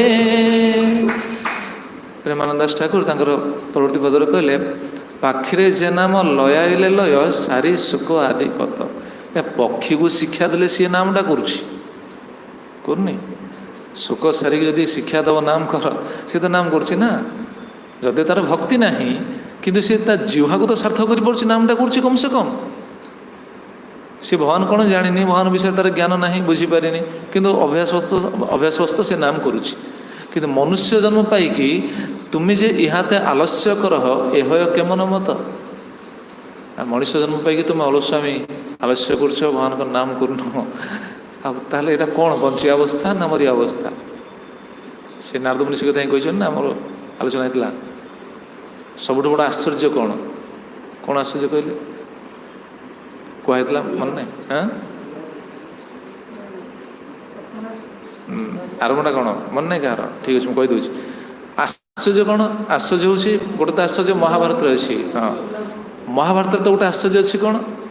ଜୀବମାନେ ପ୍ରତିଦିନ ନରକକୁ ଯାଉଛନ୍ତି, ମୃତ୍ୟୁବରଣ କରୁଛନ୍ତି। ଅହନି ଅହନି ଭୂତାନି ଗଚ୍ଛନ୍ତି ଜମାଳୟ, ସେ ଯେଉଁ ଶ୍ଲୋକ ରହିଲେ, ସେ ସ୍ଥାବର ମିଛନ୍ତି କିଏ ଆଶ୍ଚର୍ଯ୍ୟ ତପର, ଇଏ ଗୋଟେ ଆଶ୍ଚର୍ଯ୍ୟ ମହାଭାରତରେ ଅଛି। ପୁରାଣରେ ଅଛି, ନାରଦ ମୁନି କହିଛନ୍ତି ଆଶ୍ଚର୍ଯ୍ୟ କ'ଣ? ଆଶ୍ଚର୍ଯ୍ୟ କ'ଣ? ଆଶ୍ଚର୍ଯ୍ୟ ହେଉଛି ଏଇଟା, ଇଏ ବଞ୍ଚିଥାଉ ଥାଉ ନାମ କରୁନାହିଁ। ସୁଲଭଂ ଭଗବତ ନାମ ଜିହ୍ୱାଚ ବଶବର୍ତ୍ତିନୀ, ତଥାପି ନରକଂ ଯାଆନ୍ତି କି ଆଶ୍ଚର୍ଯ୍ୟ ଅତଃ ପର। ଏହାଠୁ ଆଶ୍ଚର୍ଯ୍ୟ ଆଉ ଜଗତରେ କ'ଣ ଅଛି? ଏହାଠୁ ଆଶ୍ଚର୍ଯ୍ୟ କିଛି ନାହିଁ। ମହାଭାରତରେ ଯେଉଁ ଆଶ୍ଚର୍ଯ୍ୟ କଥା କୁହାଯାଇଛି, ତାଠୁ ଏଇଟା ଆହୁରି ବଡ଼ ଆଶ୍ଚର୍ଯ୍ୟ। ମହାଭାରତରେ ଯେଉଁ ଆଶ୍ଚର୍ଯ୍ୟ କୁହାହେଲା, ପ୍ରତିଦିନ ଜୀବମାନେ ମରିକି ନରକକୁ ଯାଉଛନ୍ତି, ଏଇଟା ଆଶ୍ଚର୍ଯ୍ୟ ହେଲେ କ'ଣ ଅଛି? ଏତ ସତ କଥା। ଯିଏ ବଞ୍ଚି ରହିଛି ସିଏ ଭାବୁଛି ମୁଁ ସବୁଦିନ ବଞ୍ଚିକି ରହିବି, ଠିକ୍ ଅଛି, ଇଏ ଗୋଟେ ଆଶ୍ଚର୍ଯ୍ୟ। କିନ୍ତୁ ତାଠୁ ବଡ଼ ଆଶ୍ଚର୍ଯ୍ୟ ହେଉଛି ଏଇଟା, ଯେ ସୁଲଭ ଶରୀର ପାଇକି, ମନୁଷ୍ୟ ଭଳି ଶରୀର ପାଇକି ଭଗବାନଙ୍କ ନାମ କରୁନି। ଏହାଠୁ ଆଶ୍ଚର୍ଯ୍ୟ କ'ଣ ଅଛି? ଏ ନାମ କରୁନି ବୋଲି ତ ନରକକୁ ଯାଉଛି। ସୁଲଭଂ ଭଗବତ ନାମ ଜିହ୍ୱାଚ ବଶବର୍ତ୍ତିନୀ, ଜିହ୍ୱା ପୁଣି ନିଜର ବଶବର୍ତ୍ତୀ। ଏଇ ଜିହ୍ୱାରେ ଦେଖୁନାହାନ୍ତି କେତେ କଥା କହିପାରୁଛି, ହଜାର ହଜାର କଥା ଜିହ୍ୱାରେ କହୁଛି, କିନ୍ତୁ କୁହାବ ଆଜ୍ଞା ଟିକେ ନାମ କରୁନାହାନ୍ତି। ଏବେ କ'ଣ ନାମ କରିବା ବୟସ ହେଇଛି? ରିଟାୟାର୍ଡ ହେଲା ପରେ କରିବୁ ନା ଆଉ। ମାନେ ଲୋକ ଏଇଭଳି, ଗୁରୁଦେବ କୁହନ୍ତି ସେ କଥା, ଆଜ୍ଞା ଟିକେ ଗୀତା ପଢ଼ୁନାହାନ୍ତି। ଏବେ କ'ଣ ରିଟାୟାର୍ଡ ହେଲା ପରେ? କି ଚକ୍ଷୁରେ ଯେତେବେଳେ ଦୃଷ୍ଟି ସେମିତି ଚାଲିଯିବ, ସେତେବେଳେ ବସି ଗୀତା ପଢ଼ିବ ନା, ସେତେବେଳେ ଭାଗବତ ପଢ଼ିବ ନା। ଆଉ ଯେଉଁମାନେ ସେତେବେଳେ ପଢ଼ନ୍ତି ସେମାନେ କେବଳ ଗୋଟେ ଅନୁଭବ କରନ୍ତି। ଯେଉଁମାନେ ଅନ୍ତିମ ସମୟରେ ଯେ ପଢ଼ନ୍ତି ଗୋଟେ ଅନୁଭବ କରନ୍ତି। କ'ଣ ଅନୁଭବ କରନ୍ତି ଜାଣିଛନ୍ତି? ମୁଁ ଶୁଣିଛି ବୟସ୍କ ଲୋକମାନଙ୍କଠୁ ଗୋଟେ ଅନୁଭବ କରନ୍ତି। ଆପଣ ଶୁଣିଛନ୍ତି କୌଣସି ବୟସ୍କ ବ୍ୟକ୍ତିମାନଙ୍କ ଠାରୁ? ଯେଉଁମାନେ ଅନ୍ତିମ ସମୟରେ ଭକ୍ତି ମାର୍ଗକୁ ଆସିଥିବେ ସେମାନେ ଗୋଟେ ଜିନିଷ ଅନୁଭବ କରନ୍ତି, ସେମାନେ ସ୍ୱୀକାର କରନ୍ତି, ଆମର ବହୁ ଜିନିଷ ବେକାର, ବହୁତ ଦିନ ବେକାରରେ ଚାଲିଗଲା, ବହୁତ ସମୟ ବେକାର ବିତେଇ ଦେଲୁ, ପୂର୍ବରୁ ଆସିଥିଲେ ଭଲ ହେଇଥାନ୍ତା। ଏ ପୂର୍ବରୁ ଆସିଲେନି କାହିଁକି? କ'ଣ ପୂର୍ବରୁ ଆସିବା ମନା କରାହେଇଛି? ତୁମେ ତ ନିଜେ ଧର୍ମଟାକୁ ବିଚାର କରୁଥିଲ, ଶ୍ରେଷ୍ଠ ସଂସାର ପୋଷଣ ଧର୍ମଟାକୁ ଶ୍ରେଷ୍ଠ ବିଚାର କରୁଥିଲ। ତା ମାନିନୁ ଯେ ସଂସାର ପୋଷଣଟା ଆମେ ଘୃଣା କରୁଛୁ, ସେଇଟା ନୁହଁ। ଗୃହସ୍ଥ ଆଶ୍ରମ ବି ରହିଛି, ମନା ନାହିଁ, କିନ୍ତୁ ଭକ୍ତି ସହିତ, ଭକ୍ତି ନକରି ଯଦି ଖାଲି ଗୃହସ୍ଥ ଆଶ୍ରମରେ ଜଣେ ବିତଉଛି ବୋଲି ବିଚାର କରେ, ସେଇଟା ଗୃହସ୍ଥ ନୁହଁ, ସେଇଟା ଗୃହମେଧି। ଭକ୍ତି ସହିତ ଯଦି ସିଏ ଆଶ୍ରମର ନିୟମକୁ ପାଳନ କରୁଛି ତାହେଲେ ସିଏ ହେଲା ଗୃହସ୍ଥ। ଭକ୍ତିର ବିଧାନ ବିଧିବିଧାନ ଯାହା ରହିଲା ସେ ବିଧିବିଧାନକୁ ପାଳନ କରି ଯଦି ଜଣେ ଆଶ୍ରମର ନିୟମ ପାଳନ କରୁଛି ତାହେଲେ ସିଏ ହେଲା ଆଶ୍ରମବାସୀ। ଯଦି ଆଶ୍ରମର ନିୟମକୁ ପାଳନ ନକରି ଯଦି ସେ ଆଶ୍ରମରେ ରହିଛି ତାକୁ କ'ଣ କୁହାଯିବ? ଭକ୍ତି ସିଦ୍ଧାନ୍ତ ସରସ୍ୱତୀ ଠାକୁର ଭାଷାରେ କ'ଣ ଅଛି? ସେ ହେଲା ମଠ ମେଧି। ମଠରେ ରହିଥିବ, ଆଶ୍ରମ ରହିଥିବ, କିନ୍ତୁ ଆଶ୍ରମ ନିୟମ ମାନିବନି। ମଙ୍ଗଳାରତୀ ଯିବନି, ଗୁରୁପୂଜା ଯିବନି, ଦର୍ଶନାର୍ଥୀ ଯିବନି, କ୍ଲାସ୍ ଯିବନି, ଏସବୁ ଆଶ୍ରମ ନିୟମ। ଆଶ୍ରମ ନିୟମକୁ ଯଦି ଜଣେ ନ ମାନୁଛି ତାହେଲେ ସେ ହେଲା ମଠ ମେଧି। ମୁଁ କହୁନି, ଭକ୍ତି ସିଦ୍ଧାନ୍ତ ସରସ୍ୱତୀ ଠାକୁରଙ୍କର ଇଏ ହେଉଛି ବାକ୍ୟ। ଆଇ କ'ଣ ମରିବା ସଦୃଶ ସମାନ? ଆଉ କ'ଣ ମରିବା ଭଳି? କେଉଁ କଥାରେ କହୁଥିଲି? ହଁ, ପାଖିରେ ଯେ ନାମ ଲୟାଲେ ଲୟ, ସାରି ସୁଖ ଆଦି କତ। ପକ୍ଷୀକି ଶିକ୍ଷା ଦେଲେ ବା ସିଏ ନାମ କରୁଛି, ତାର ଜ୍ଞାନ ନାହିଁ, ବୁଦ୍ଧି ନାହିଁ, ଭଗବାନଙ୍କୁ ସେ ଉପଲବ୍ଧି କରିବାର ଶକ୍ତି ନାହିଁ, ଚେତନା ବିକଶିତ ନୁହଁ। ସିଏ ବି କରିପାରୁଛି, କିନ୍ତୁ ଆମେ ଜାଣି ଶୁଣି କରୁନାହିଁ। ପ୍ରେମାନନ୍ଦ ଦାସ ଠାକୁର ସେ କଥା ହିଁ କୁହନ୍ତି। ତେଣୁ ମନ କି ଲାଗି ଆଇଲ ଭବେ, ଏ ଭବକୁ କାହିଁକି ଆସିଛ, କାହିଁକି ପାଇଛ? ଭଗବାନଙ୍କ ନାମ କରୁନ, ଭଗବାନ ଗୁଣ କୀର୍ତ୍ତନ କରୁନ, ଭଗବାନଙ୍କ ରୂପ ଆସ୍ୱାଦନ ନାହିଁ, କିଛି ଆସ୍ୱାଦନ ନାହିଁ, କ'ଣ ସେ ମନୁଷ୍ୟ ଜୀବନ ମୂଲ୍ୟ କ'ଣ? ଏ ଭୂତର କାମ, ଏ ଭୂତ ଭଳି। ତେଣୁ ଇଏ କ'ଣ ହେଲା, ଥାଉ ଥାଉ ମୃତ୍ୟୁବରଣ କଲେ। ଯେଉଁ ବାଣୀରେ ଭଗବାନଙ୍କ ଗୁଣ, ଭଗବାନଙ୍କର ଲୀଳା, ଭଗବାନଙ୍କର କୀର୍ତ୍ତନ ନ ଆସୁଛି, ଏଇଟା ବଞ୍ଚି ଥାଉ ଥାଉ ମଲେ। ଇଏ ହେଲା କ'ଣ, ଜୀବନ୍ତୀରୁ ହେଲା ବିପରୀତ ହେଲା କ'ଣ, ଯେଉଁଟା ନ କରୁଛି, ଯାହା ଏଠି କହିଲେ ନା, ଯାସ୍ତତ୍ ବିରକ୍ତା ଶବ ଶୋଭନାମତା, ଅକ୍ରୁର ଚିନ୍ତା କରୁଛନ୍ତି ମୂଳ ଶ୍ଲୋକ, ଯାସ୍ତତ୍ ବିରକ୍ତା ଶବ ଶୋଭନାମତା, ଶବକୁ ପୁଣି ଶୋଭନ କରାଯାଉଛି। ଶୁମ୍ଭନ୍ତି, ଶୁମ୍ଭନ୍ତି ହେଲା ଶୋଭାୟମାନ। ଆଚ୍ଛା, ଶବକୁ କ'ଣ ଶୋଭାୟମାନ କରେ? ଯେମିତି ଗୋଟେ ଶବ ମରିଲା ପରେ ତାକୁ ପୁଣି ଅଳଙ୍କାର ଫଳଙ୍କାର ପିନ୍ଧେଇ, ଭଲ ଡ୍ରେସ୍ ପିନ୍ଧେଇ, ତାକୁ ଅଳଙ୍କାର ପିନ୍ଧେଇ ତାକୁ ଶୋଭାୟମାନ କରି ତାକୁ ପ୍ରୋସେସନରେ ନିଆହେବ ଶବକୁ। ଭକ୍ତମାନଙ୍କୁ ତ ସେମିତି ନେବା ଆବଶ୍ୟକ, କାରଣ ଜୀବନରେ ସେ ଭକ୍ତି କରିଛନ୍ତି। ସାଧାରଣ ବ୍ୟକ୍ତିଙ୍କୁ, ଯେଉଁମାନେ ଭକ୍ତି କରୁନାହାନ୍ତି ସେମାନଙ୍କ କଥା ପଡ଼ିଛି। ଯେଉଁମାନେ ଭକ୍ତି କରୁନାହାନ୍ତି ତାଙ୍କୁ ବହୁତ ଅଳଙ୍କାର ବିଶିଷ୍ଟ ଅଳଙ୍କାରରେ କ'ଣ ଶୋଭାୟମାନ କରିକି ଶେଷରେ ନେଇକି ଦାହ କରିବା, ଏଇଟା କ'ଣ, ଏଇଟା ପ୍ରଶଂସାର କାର୍ଯ୍ୟ? ଆଉ କିଛି ଲୋକ ଯୋଉଠି ବହୁତ ବଢ଼ିଆ ଦେଖାଉଛନ୍ତି, ବହୁତ ବଢ଼ିଆ ଦେଖା, କ'ଣ ସେ ଦେଖିବାର କ'ଣ ମୂଲ୍ୟ ଅଛି? ଶବ ଶୋଭନାମତ। ତାହେଲେ ଶବର ଶୋଭନ କ'ଣ? ବଞ୍ଚିଥିବା, ଯେଉଁ ବ୍ୟକ୍ତି ବଞ୍ଚିଥିବା ଅବସ୍ଥାରେ ମୃତ ବୋଲି ତାକୁ କୁହାଗଲା, ତାର ଶୋଭନ କ'ଣ? ତାକୁ କ'ଣ ଶୋଭାୟମାନ କରେ? ବିଶ୍ୱନାଥ ଚକ୍ର ଠାକୁର କହିଛନ୍ତି ତାକୁ କ'ଣ ଶୋଭାୟମାନ କରେ। ସନାତନ ଗୋସ୍ୱାମୀ କହିଛନ୍ତି, ଦେଖୁନାହାନ୍ତି କ'ଣ କହୁଛନ୍ତି, ପ୍ରଥମଂ ଜୀବିତୋପି ତଦ୍ ବକ୍ତୃସତ୍ର ଆତ୍ମକାଞ୍ଜନାନ୍ ସବାନ୍ କୁର୍ବନ୍ତି। ପ୍ରଥମେ ଥାଉ ଥାଉ ଯେଉଁ ଜିହ୍ୱାରେ ଭଗବାନଙ୍କର ଗୁଣ, ଭଗବାନଙ୍କର ନାମ, ଭଗବାନଙ୍କର ରୂପ, ଭଗବାନଙ୍କର ଲୀଳା ଏ କୀର୍ତ୍ତନ ନ ଆସେ, ସେ ବଞ୍ଚିଥାଉ ତ ଆଗେ ମରେ। ତାକୁ ପୁଣି ଶୋଭାୟମାନ କ'ଣ କରେ? ତତ୍ ଉପମାଦି ଅଳଙ୍କାରେ ଇବ ଶୋଭୟନ୍ତି। ତତ୍ ଉପମାଦି ଅଳଙ୍କାରେ, ତାର ଯେଉଁ ଉପମା ସବୁ ରହିଲା ଅଳଙ୍କାର, ସେଟା ସେ ଦ୍ୱାରା ସେ ଶୋଭିତ ହେବ। ଉପମାଦି ଅଳଙ୍କାର କ'ଣ? ଭକ୍ତି ନାହିଁ, ଅଲଗା ଉପମା। ମୁଁ MSc MPhil କରିଛି, ମୁଁ ଡକ୍ଟରେଟ୍ କରିଛି, ମୁଁ କଲେକ୍ଟର, ମୁଁ ଅଫିସର, ମୁଁ ଏୟା ସେୟା, ଏସବୁ ଉପମା। ଏହା ଦ୍ୱାରା ତାକୁ ଶୋଭାୟମାନ କରାଗଲା ଶବକୁ, ଜିଅନ୍ତା ଶବକୁ। ଏ ହେଲା ଶୋଭାୟମାନ ଅବସ୍ଥା। ଚକ୍ରବାଦ କହୁଛନ୍ତି ଭକ୍ତି କରୁନ, କ'ଣ ସେ ମୂଲ୍ୟ କହୁନାହାନ୍ତି? ସେ କଥା ହିଁ କହିଲେ ନା, ଭୂତର କାମ। ଭକ୍ତି ଯଦି କରୁନାହାନ୍ତି, ଏସବୁ ଶୋଭାୟମାନ ଅବସ୍ଥା, ବହୁତ ବଡ଼ ବଡ଼ ସବୁ ଡିଗ୍ରୀ ପାଇକି ନିଜକୁ ବଡ଼ ବଡ଼ ବିଚାର କରନ୍ତି। ଆରେ କ'ଣ ତାର ମୂଲ୍ୟ କ'ଣ ଅଛି?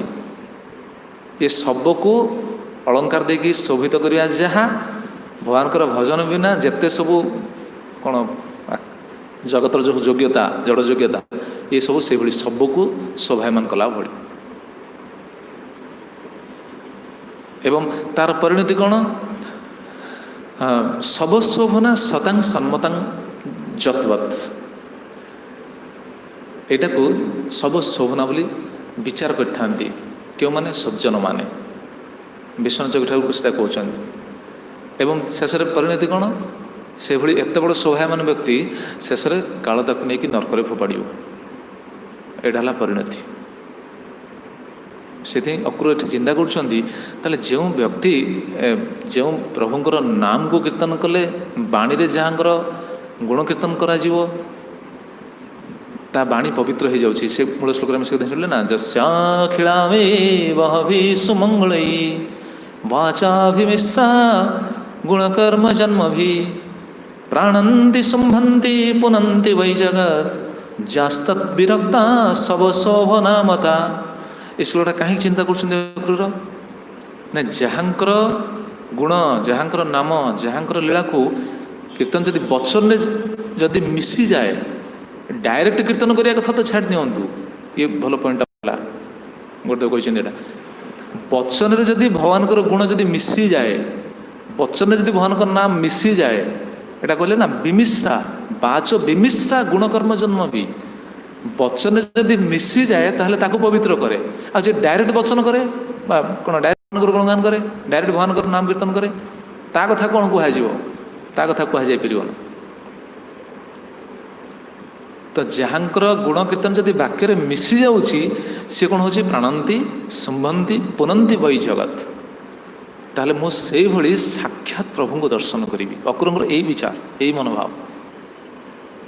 ଯାହାଙ୍କର ନାମଟା ଯଦି ବଚନରେ ମିଶି ଯାଉଛି, ସେ ପବିତ୍ର ହେଇଯାଉଛି। ତାହେଲେ ମୁଁ ସେଇଭଳି ପ୍ରଭୁଙ୍କୁ ସାକ୍ଷାତ ଦର୍ଶନ କରିବି, ମୁଁ କେତେ ପବିତ୍ର ନ ହେବି। यही विचार अग्र जाउछन्ति मनोभावटा किभଳି देखନ୍ତୁ এইଭଳି ଆମେ ଯେଉଁ ପୂର୍ବରୁ ସୂଚନା ପାଉଥିଲେ এইଭଳି ପ୍ରତି ଭକ୍ତଙ୍କ ଚରିତ୍ରରେ ଭଗବାନଙ୍କର ନାମ ଭଗବାନଙ୍କର ଗୁଣ ଭଗବାନଙ୍କ ଲୀଳାର ବିଶେଷତ୍ୱ এইଭଳି ରହିଛି ସବୁ ଭକ୍ତଙ୍କ ଚରିତ୍ରରେ ପ୍ରାୟ ଆପଣ ଅନୁଧ୍ୟାନ କରିପାରିବେ। ଅକ୍ର এইଭଳି ଚିନ୍ତା କରି କରି ଆଗକୁ ଯାଉଛନ୍ତି ଏବଂ ଠିକ୍ ଅଛି ପରେ ଆମେ ଶୁଣିବା ପରବର୍ତ୍ତୀ ଶ୍ଲୋକ। ପୁଣି ଚିନ୍ତା କରି ଭଗବାନଙ୍କର ସ୍ୱରୂପରେ ଚିନ୍ତା କରୁଛନ୍ତି ସଚାବତୀର୍ଣ୍ଣ କିଳ ସପ୍ତତାନ୍ୱୟେ ଶ୍ଵସେତ ପାଳାମରବର୍ଜ୍ୟ ଶର୍ମକୃତ୍ ଯଶୋ ବିତନ୍ମନ୍ ବ୍ରଜବାସୈଶ୍ୱର ଗାୟନ୍ତି ଦେବା ଯଦଶେଷ ମଙ୍ଗଳମ୍। ଦେଖନ୍ତୁ ସେଠି ବି ଥିଲା ମଙ୍ଗଳ ଏଇଠି ଅଛି ମଙ୍ଗଳ। ସେ ଶ୍ଲୋକରେ ସେ କହିଥିଲେ ନା ମଙ୍ଗଳ ସବୁକିଛି ମଙ୍ଗଳ ହବ ପବିତ୍ର ହେଇଯିବ। ଏଠି କହିଥିଲେ ଯସ୍ୟା ଅଖିଳମି ବହବି ସୁମଙ୍ଗଳୀ ଏଠି ସୁମଙ୍ଗଳ କଥା କହିଥିଲେ। ପୁଣି ଏଇ ଶ୍ଲୋକରେ ବି ମଙ୍ଗଳ କଥା କହୁଛନ୍ତି ସଚ ଅବତୀର୍ଣ୍ଣ କିଳସାତ୍ୱତାତ୍ୱେ ସ ମୁଁ ତାଙ୍କୁ ଦେଖିବି ଯାହାଙ୍କ କଥା ପୂର୍ବରୁ ଆମେ ଶୁଣିଲେ ଯାହାଙ୍କର ନାମ ଯାହାଙ୍କର ଗୁଣ ଯାହାଙ୍କର ଲୀଳା ବଚନ ବାଣୀରେ ଯଦି ମିଶିଯାଏ ବାଣୀକି ପବିତ୍ର କରିଦିଏ ଜୀବନକୁ ସାର୍ଥକ କରିଦିଏ ଶୋଭନ କରିଦିଏ ଜୀବନ ଦେଇଦିଏ ସିଏ କିଏ ସଚ ଅବତୀର୍ଣ୍ଣ ସିଏ ବର୍ତ୍ତମାନ ଅବତୀର୍ଣ୍ଣ ହେଇଛନ୍ତି। କେଉଁଠି ଅବତୀର୍ଣ୍ଣ ହେଇଛନ୍ତି କିଳ ସାତ୍ୱତାନ୍ୱୟେ ସିଏ ବର୍ତ୍ତମାନ ସେଇ ଭକ୍ତମାନଙ୍କ ମେଳରେ ଭକ୍ତମାନଙ୍କ ସେ ଲୀଳା କରୁଛନ୍ତି। ବ୍ରଜରେ ଯେଉଁମାନେ ଥିଲେ ସେ ତ ଭକ୍ତ ନା ଶୁଦ୍ଧ ଭକ୍ତ ସବୁ। ସାତ୍ୱତ ଆମେ ଶୁଣିଥିଲେ ନା ସାତ୍ୱତମାନଙ୍କର ପତି ହେଉଛନ୍ତି ଭଗବାନ ଆଉ ସାତ୍ୱତ ମାନେ କ'ଣ ଭକ୍ତ। ସିଏ ବର୍ତ୍ତମାନ ଅବତୀର୍ଣ୍ଣ ହେଇଛନ୍ତି। ପୂର୍ବରୁ ମୁଁ ତାଙ୍କୁ ଦର୍ଶନ କରିବି ତାଙ୍କର ବଚନର ବିଶେଷତ୍ୱ ହେଉଛି ସିଏ ସଚ ଅବତୀର୍ଣ୍ଣ ଏବଂ ସିଏ କ'ଣ କରିଛନ୍ତି ସ୍ୱସେତୁ ପାଳା ଅମର ଶର୍ମକୃତ ସିଏ ଅବତୀର୍ଣ୍ଣ ହେଇଛନ୍ତି। ଅବତୀର୍ଣ୍ଣ ହେଇକି ଜଗତକୁ ଆସିଛନ୍ତି। କ'ଣ ପାଇଁ ଜଗତକୁ ଆସିଛନ୍ତି କାରଣ ଯେଉଁ ସବୁ ନିୟମ ଅଛି ସେ ସ୍ୱସେତୁ ପାଳା ସେତୁ ଗୋଟେ ସେତୁ ବନ୍ଧା ହେଇଛି। এইଭଳି ଶ୍ଲୋକ ଭାଗବତରେ ମୁଁ ଯାହା ଉପଲବ୍ଧି କରିପାରିଛି ଆଜି ପର୍ଯ୍ୟନ୍ତ 2-3ଟା ଜାଗାରେ ଅଛି ଏଇଭଳି ଭଗବାନ ଆସିଛନ୍ତି ଗୋଟେ ସେତୁ ବାନ୍ଧିଛନ୍ତି। କ'ଣ ସେତୁ ବାନ୍ଧିଛନ୍ତି ସେତୁ ବାନ୍ଧିଛନ୍ତି ଏଇ ଜଗତରୁ ସେ ଜଗତକୁ ଯିବା ପାଇଁ। ସେ ସେତୁ ହେଉଛି ବର୍ଣ୍ଣାଶ୍ରମ ଧର୍ମ। ଏ ଧର୍ମ ନିୟମ ଗୁଡ଼ାକୁ ଠିକ୍ ପାଳନ କରିବା ଆବଶ୍ୟକ। ବର୍ଣ୍ଣାଶ୍ରମ ଧର୍ମ ମାନେ ନୁହଁ ଯେ ଦୈବୀ ବର୍ଣ୍ଣାଶ୍ରମ ନାହିଁ ଆଶ୍ରମ ନା ଆଶ୍ରୀ ବର୍ଣ୍ଣାଶ୍ରମ ନୁହଁ ଦୈବୀ ବର୍ଣ୍ଣାଶ୍ରମ। ବର୍ଣ୍ଣାଶ୍ରମ ଧର୍ମଟା ବି ଭଗବତ ଭକ୍ତି ସହିତ ହେବା ଆବଶ୍ୟକ। ସ୍ୱସେତୁ ପାଳା ଆଉ ବିଶେଷ କରି ବର୍ଣ୍ଣାଶ୍ରମ ଧର୍ମକୁ ଭଗବାନ ଆସିକି ସଜାଡ଼ିଥାନ୍ତି। ଯେତେବେଳେ ଆମର ଯେଉଁ ଅଛି ଶ୍ଲୋକ କ'ଣ ଧର୍ମର ହାନି ହେଲେ ଭଗବାନ ଆସନ୍ତି। କ'ଣ ସେ ଶ୍ଲୋକ ଯଦା ଯଦା ହି ଧର୍ମସ୍ୟ ଗ୍ଲାନିର୍ଭବତି ଭାରତ ଅଭ୍ୟୁତ୍ଥାନ ଅଧର୍ମସ୍ୟ ତଦାତ୍ମାନ ମୁଁ ଧର୍ମକୁ ପୁଣି ରକ୍ଷା କରିବା ପାଇଁ ଆସେ। ଏଠି ବି ସେ ବର୍ଣ୍ଣାଶ୍ରମ ଧର୍ମ ବି କହିଛନ୍ତି ଆଚାର୍ଯ୍ୟମାନେ। ତେଣୁ ବିଶେଷ କରି ଏ ବର୍ଣ୍ଣାଶ୍ରମ ଧର୍ମକୁ ଯେଉଁ ସୃଷ୍ଟି କରାଯାଇଛି ବର୍ଣ୍ଣାଶ୍ରମ ଧର୍ମଟା ଅଛି କେଉଁଠି ବେଦରେ ତ ଅଛି ନା ଶାସ୍ତ୍ରରେ ତ ଅଛି ନା। ଶାସ୍ତ୍ର ବହିର୍ଗତ କାର୍ଯ୍ୟ କି ଏଇଟା ବହିର୍ଗତ ନୁହଁ ତ। ଭକ୍ତି ହେଉଛି ବର୍ଣ୍ଣାଶ୍ରମଠୁ ବହୁତ ଉର୍ଦ୍ଧ୍ୱରେ। ଯେମିତି ଆମର ମହାରାଜ ଶ୍ରୀ ହଳଧର ସ୍ୱାମୀ ମହାରାଜ କୁହନ୍ତି ନା ବର୍ଣ୍ଣାଶ୍ରମଟା ହେଲା ପ୍ରଥମ ଫାଉଣ୍ଡେସନ୍। ଛାତଟା ଯେଉଁ ରହେ ମହାରାଜ ଗୋଟେ ଉଦାହରଣ ଦିଅନ୍ତି ଛାତଟା ରହିବା ପୂର୍ବରୁ ତଳେ ଯେଉଁ ଦିଆଯାଏ କ'ଣ ସେଇଟା ବିମ୍ ନାହିଁ ଆଗ କାଠର ସବୁ ଦିଆ ଭାଡ଼ି କରି ତାପରେ ସେଣ୍ଟ୍ରିଂ ଯେଉଁ କୁହାଯାଏ ସେଇଟା ବର୍ଣ୍ଣାଶ୍ରମଟା ହେଲା ସେଇଆ। ତାପରେ ଛାତ ପଡ଼େ ଭକ୍ତି ଦୃଢ଼ ହେଲା ପରେ ତାପରେ ବର୍ଣ୍ଣାଶ୍ରମ ଧର୍ମ ଆଉ କିଛି ନାହିଁ। କିନ୍ତୁ ଲୋକ ତ ବର୍ଣ୍ଣାଶ୍ରମ ଧର୍ମ ଠିକ୍ ନାହାନ୍ତି। ସେଥିପାଇଁ ପ୍ରଭୁପାଦଙ୍କ ଉଦ୍ଦେଶ୍ୟ କ'ଣ ଜଗତରେ ଦୈବୀ ବର୍ଣ୍ଣାଶ୍ରମ ଧର୍ମଟା ପ୍ରତିଷ୍ଠା ହେଉ। ଏସବୁ ଆଶ୍ରୀ ବର୍ଣ୍ଣାଶ୍ରମ ବର୍ତ୍ତମାନ ବିଲକୁଲ ବିଗିଡ଼ି ଗଲାଣି କହିଲେ ଚଳେ। କିଛି ଅଛି ବୋଲି ତ ବର୍ତ୍ତମାନ ରହିବ ଏଇଟା ରହିବ ପ୍ରାୟ କେତେ ସମୟ ପର୍ଯ୍ୟନ୍ତ ରହିବ କମ୍ ସେ କମ୍ ଆମେ ଯାହା ଉପଲବ୍ଧି କରିପାରୁଛୁ ଶ୍ରୀଲ ପ୍ରଭୁପାଦଙ୍କ ବାକ୍ୟ ହିସାବରେ କମ୍ ସେ କମ୍ 10,000 ବର୍ଷ ପର୍ଯ୍ୟନ୍ତ ନିହାତି ରହିବ। ତାପରେ ବିଗିଡ଼ିଯିବ। ତାପରେ ତ ଏମିତି ହେବ ଆମେ ସେଟା ଆଲୋଚନା କରୁନଥିଲେ ଏମିତି ହେବ ଗୃହ ଭିତରେ ମଧ୍ୟ କୌଣସି ମାଙ୍ଗଳିକ ଶବ୍ଦ ମଧ୍ୟ ଉଚ୍ଚାରଣ ହେବନି। ସ୍ୱାହା ସ୍ୱଧା ବସଟ୍ ये जो मंत्र सब वेद मंत्र ये भी उच्चारण हेनी एमती समय आसो से समय तो आस भगवान पुण्य सी तो आस बारंबार स्वसेतु पाला अमरवर्ज्य शर्मकृत अमरवर्ज्य शर्मकृत भगवान आसती एमर मर्यादा रखापी कहार अमरवर्ज्य अमरवर्ज्य माने किए अमर किए अमर होचन देवता माने देवता कहे अमर जदि से अमर नुह कि अमर शब्द से बुझाए से दीर्घजीवी देवता माने दीर्घजीवी साधारणतः कहते मर्त्यमंडल देह ही देवता हेले मर अमर केमी हेले कि अमर शब्द से बुझा जाए जेहेतु से बहुत दीर्घ समय रही पारती देवता मान शरीर छाड़ती शरीर छाड़ा पर से शरीर डायरेक्ट वायु मिसई जाए वायु मिले जाए देवता पुणी आम तो आलोचना होता देवता पुणी तीन प्रकार अच्छा आजान देवता मर्त्य देवता आज जन होती अधिष्ठातृ देवता ये तीन प्रकार पुणी देवता अच्छा आजान देवता जो मैंने कल्प पूरा संपूर्ण कल्प रे कल्प आरंभ शेष दिन रे मर्त्य देवता क्यों माने मर्त्य देवता माने एठी पुण्य करी जो मैंने जाइछन देवता स्वर पाई जमी एठू जाइए नहुष इंद्र स्वर पाई कि नहीं एठू जो मैंने पुण्यवान से देवलोक जो जीवे से कौन देवता पोस्ट मिल जाए कारण से पोस्ट तो सब चेंजेबल ना से जमी इंद्र पोस्ट जब कौन स्थायित्व नहीं अलग देवता कथा कौन कह तेणु से पोस्ट बेले बेले कौन देवता जदि फांका ही था ये जो मैंने पुण्यवान था से जाता जमी इंद्र अस्तित्व आम बुझीपारे तो से मर्त्य देवता आउ तृतीय होती अधिष्ठातृ देवता अधिष्ठातृ देवता होती जमी वृक्षर अधिष्ठातृ देवता अच्छा जलाशयर अधिष्ठातृ देवता अच्छा पर्वतर अधिष्ठातृ देवता अच्छा अधिष्ठातृ देवता जमी आम से दिन उदाहरण दूसरी कालीजाई समस्ते जाइए देखी थे कालीजाई कौन थे जन कन्या थे ना से बह कर जो जाऊे पारिकोद को जाऊे कात धरी धीरे नाउरी ना दे मेली दक्षिणा पवन आग को दिए तले उत्तरा पवन आग को दिए तले ठेली तो कालीजाई से तो जन कन्या थे कि बर्तमान आम क्यों रूप में मानुचे क्यों रूप समस्त जगतवासी पूजा कर देवी रूप देवी रूप में पूजा कले से जड़े कन्या थे ये अधिष्ठातृ देवी तो ये देवता मान कैटेगोरी अच्छी तेरे से आलोच्य प्रसंग प्रसंग हूँ ये जो अमरवर्ज्य देवता मान भीतर जे श्रेष्ठ सी किए ब्रह्माजी तो पाला विजयध्वज तांकर टीका पदरत्नावली एक कथा कहते अमरवर्ज्य श्रेष्ठ ब्रह्मादि शर्मकृत शर्मकृत सुखकृत सुखकृत देवकार्य अवतीर्ण इत्यर्थ पदरत्नावली विजयध्वज देवकार्य सुखकृत देवकार्य अवतीर्ण इत्यर्थ से सुख देवाई कहीं कारण जदि किसी बिगड़ी जाए बिगड़ी गले समस्याटा कहार हम जब वर्णाश्रम बिगड़ी बिगड़ी गले समस्या कहार हम कहार हम कहले जमी आम उदाहरण देते बुझीपर जमी मंदिर जदि किसी बिगड़ी जाए जदि कहार किसी समस्या हो किसी प्रकृत हेडेकटा कहार हेडेकटा कहार हेडेकटा हूँ मैनेजमेंटर जदि कौटी किसी समस्या हो साधारण भक्त समस्या कले भी भक्त भावुँ मोर किसी समस्या नहीं अरे तुम मैनेजमेंट समस्या पड़ुन जे से विचार कर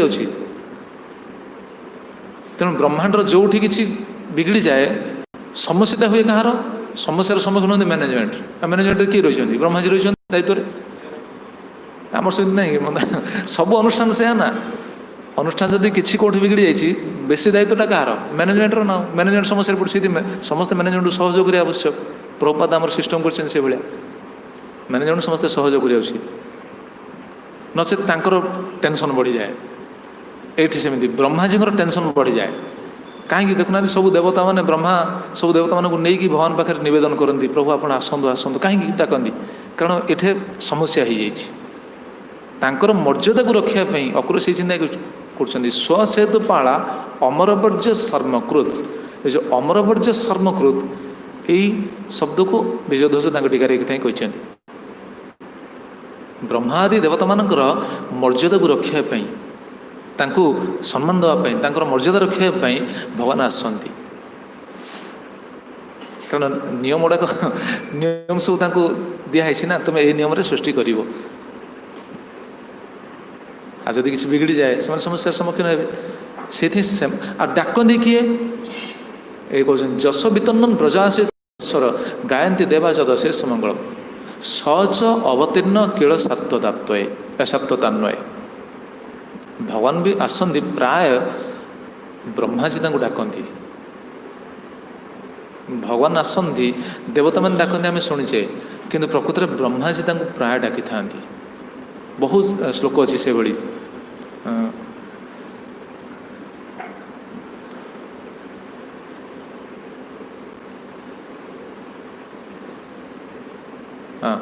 गोपी गीत से थे ना ये श्लोक रही ब्रह्माजी डाकती भगवान आसती न खलु गोपिका नंदन भवान अखिल देहिनां अंतरात्मद्र विघन सार्थितो विश्वगुप्तये सखौ देवान् सत्वतंकुले एटले विखन सार्थित विश्वगुप्त ये विखन सार्थित ब्रह्माजी नवेदन में आप आसती ब्रह्माजी प्रार्थना आप आसती कहते ब्रह्माजी प्रार्थना शुणी विश्व को रक्षा करने आपण आसती गोपी मैंने प्रार्थना कर ब्रह्माजी प्रार्थना भगवान आसती विश्व को रक्षा करने कुंती देवी भी प्रार्थना कर कुंती देवी प्रार्थना से कथा कहते तेणु भगवान जो आसती से कथा अक्रूर चिंता कर सहज अवतीर्ण कीलसत्वतान्वय स्वसेतु पाला अमरवर्ज्य सर्मकृत अमरवर्ज्य ब्रह्मादींकर जस रखापी कारण से आपको डाकी था ना जस रखापी जो सब बिगड़ी जाऊँगी जस रखापी आप आसती स्वसेतु पाला ये जो सेतु मर्यादा वर्णाश्रम मर्यादा को रखापी आप आसती ये श्लोक अर्जुन स्तुति भी अच्छी अर्जुन स्तुति अच्छी भागवत में बहुत जगह अच्छी भगवान आसती एवं आसी जस वितन्नन ब्रज आस ईश्वर आसिक आप कौन करती आसिक खाली ये कौन लीला करती जस वितन्नन आप आसिक ये लीला करती वर्णाश्रम धर्म को से सेतु को पालन करती एवं जस विस्तार करती आप जस विस्तार करती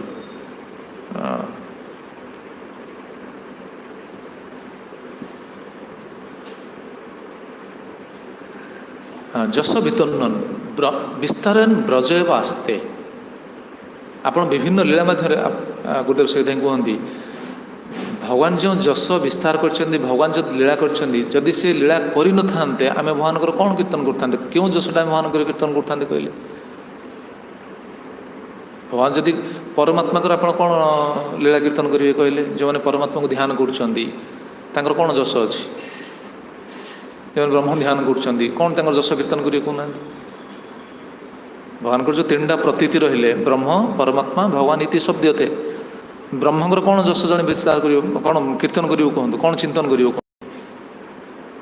ब्रह्म किसी जस अच्छी परमात्मा किसी जस अच्छी कीर्तन कला भाई वस्तु अच्छी ना कौन कीर्तन करेंगे किसी ना किंतु भगवान कीर्तनीय वस्तु अच्छी कहीं अच्छी जेहेतु सी आसी लीला कर निज जस को विस्तार कर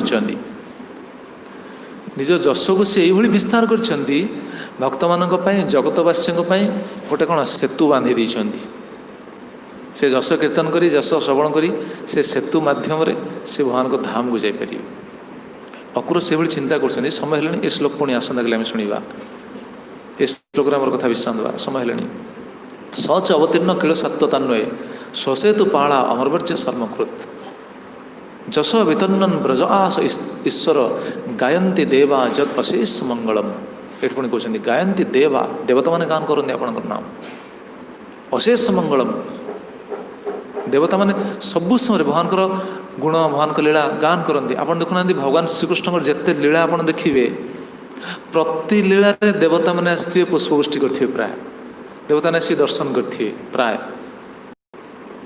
एवं से जो गायंती कहगला गायंती देवा जो दशेष मंगलम देवता माने भगवान को से लीला को दर्शन कर फेरती से समय से कीर्तन करी गुणगान करी जाती भगवान को से कीर्तन कौन लीला को गुणगान करी जाती गायंती आम शिक्षा भी रहा कौन आम सब समय कौन करवा उचित भगवान गुणगान करवा उचित भगवान जो लीला कर गान करवा उचित आम जब किसी लीला जाने आम गान करने बहुत सुंदर प्रस्तुति देते महाप्रभु कम से कम गोटे गान करवा उचित हरे कृष्ण कृष्ण कृष्ण हरे हरे हरे राम राम राम हरे हरे प्रभु नाम तो से प्रभु को मुझे साक्षात दर्शन करी अक्र यही चिंतन कर तेज कथा विश्राम दवा आसंता कल ये श्लोक पुणी शुणा केते सुंदर चिंतन भक्त मैंने ये चिंतन कर अक्र भाव आम बुझीपारे भक्त मान स्थिति किभली रहा उचित किभली चिंतन करवा उचित किभली भगवान का नाम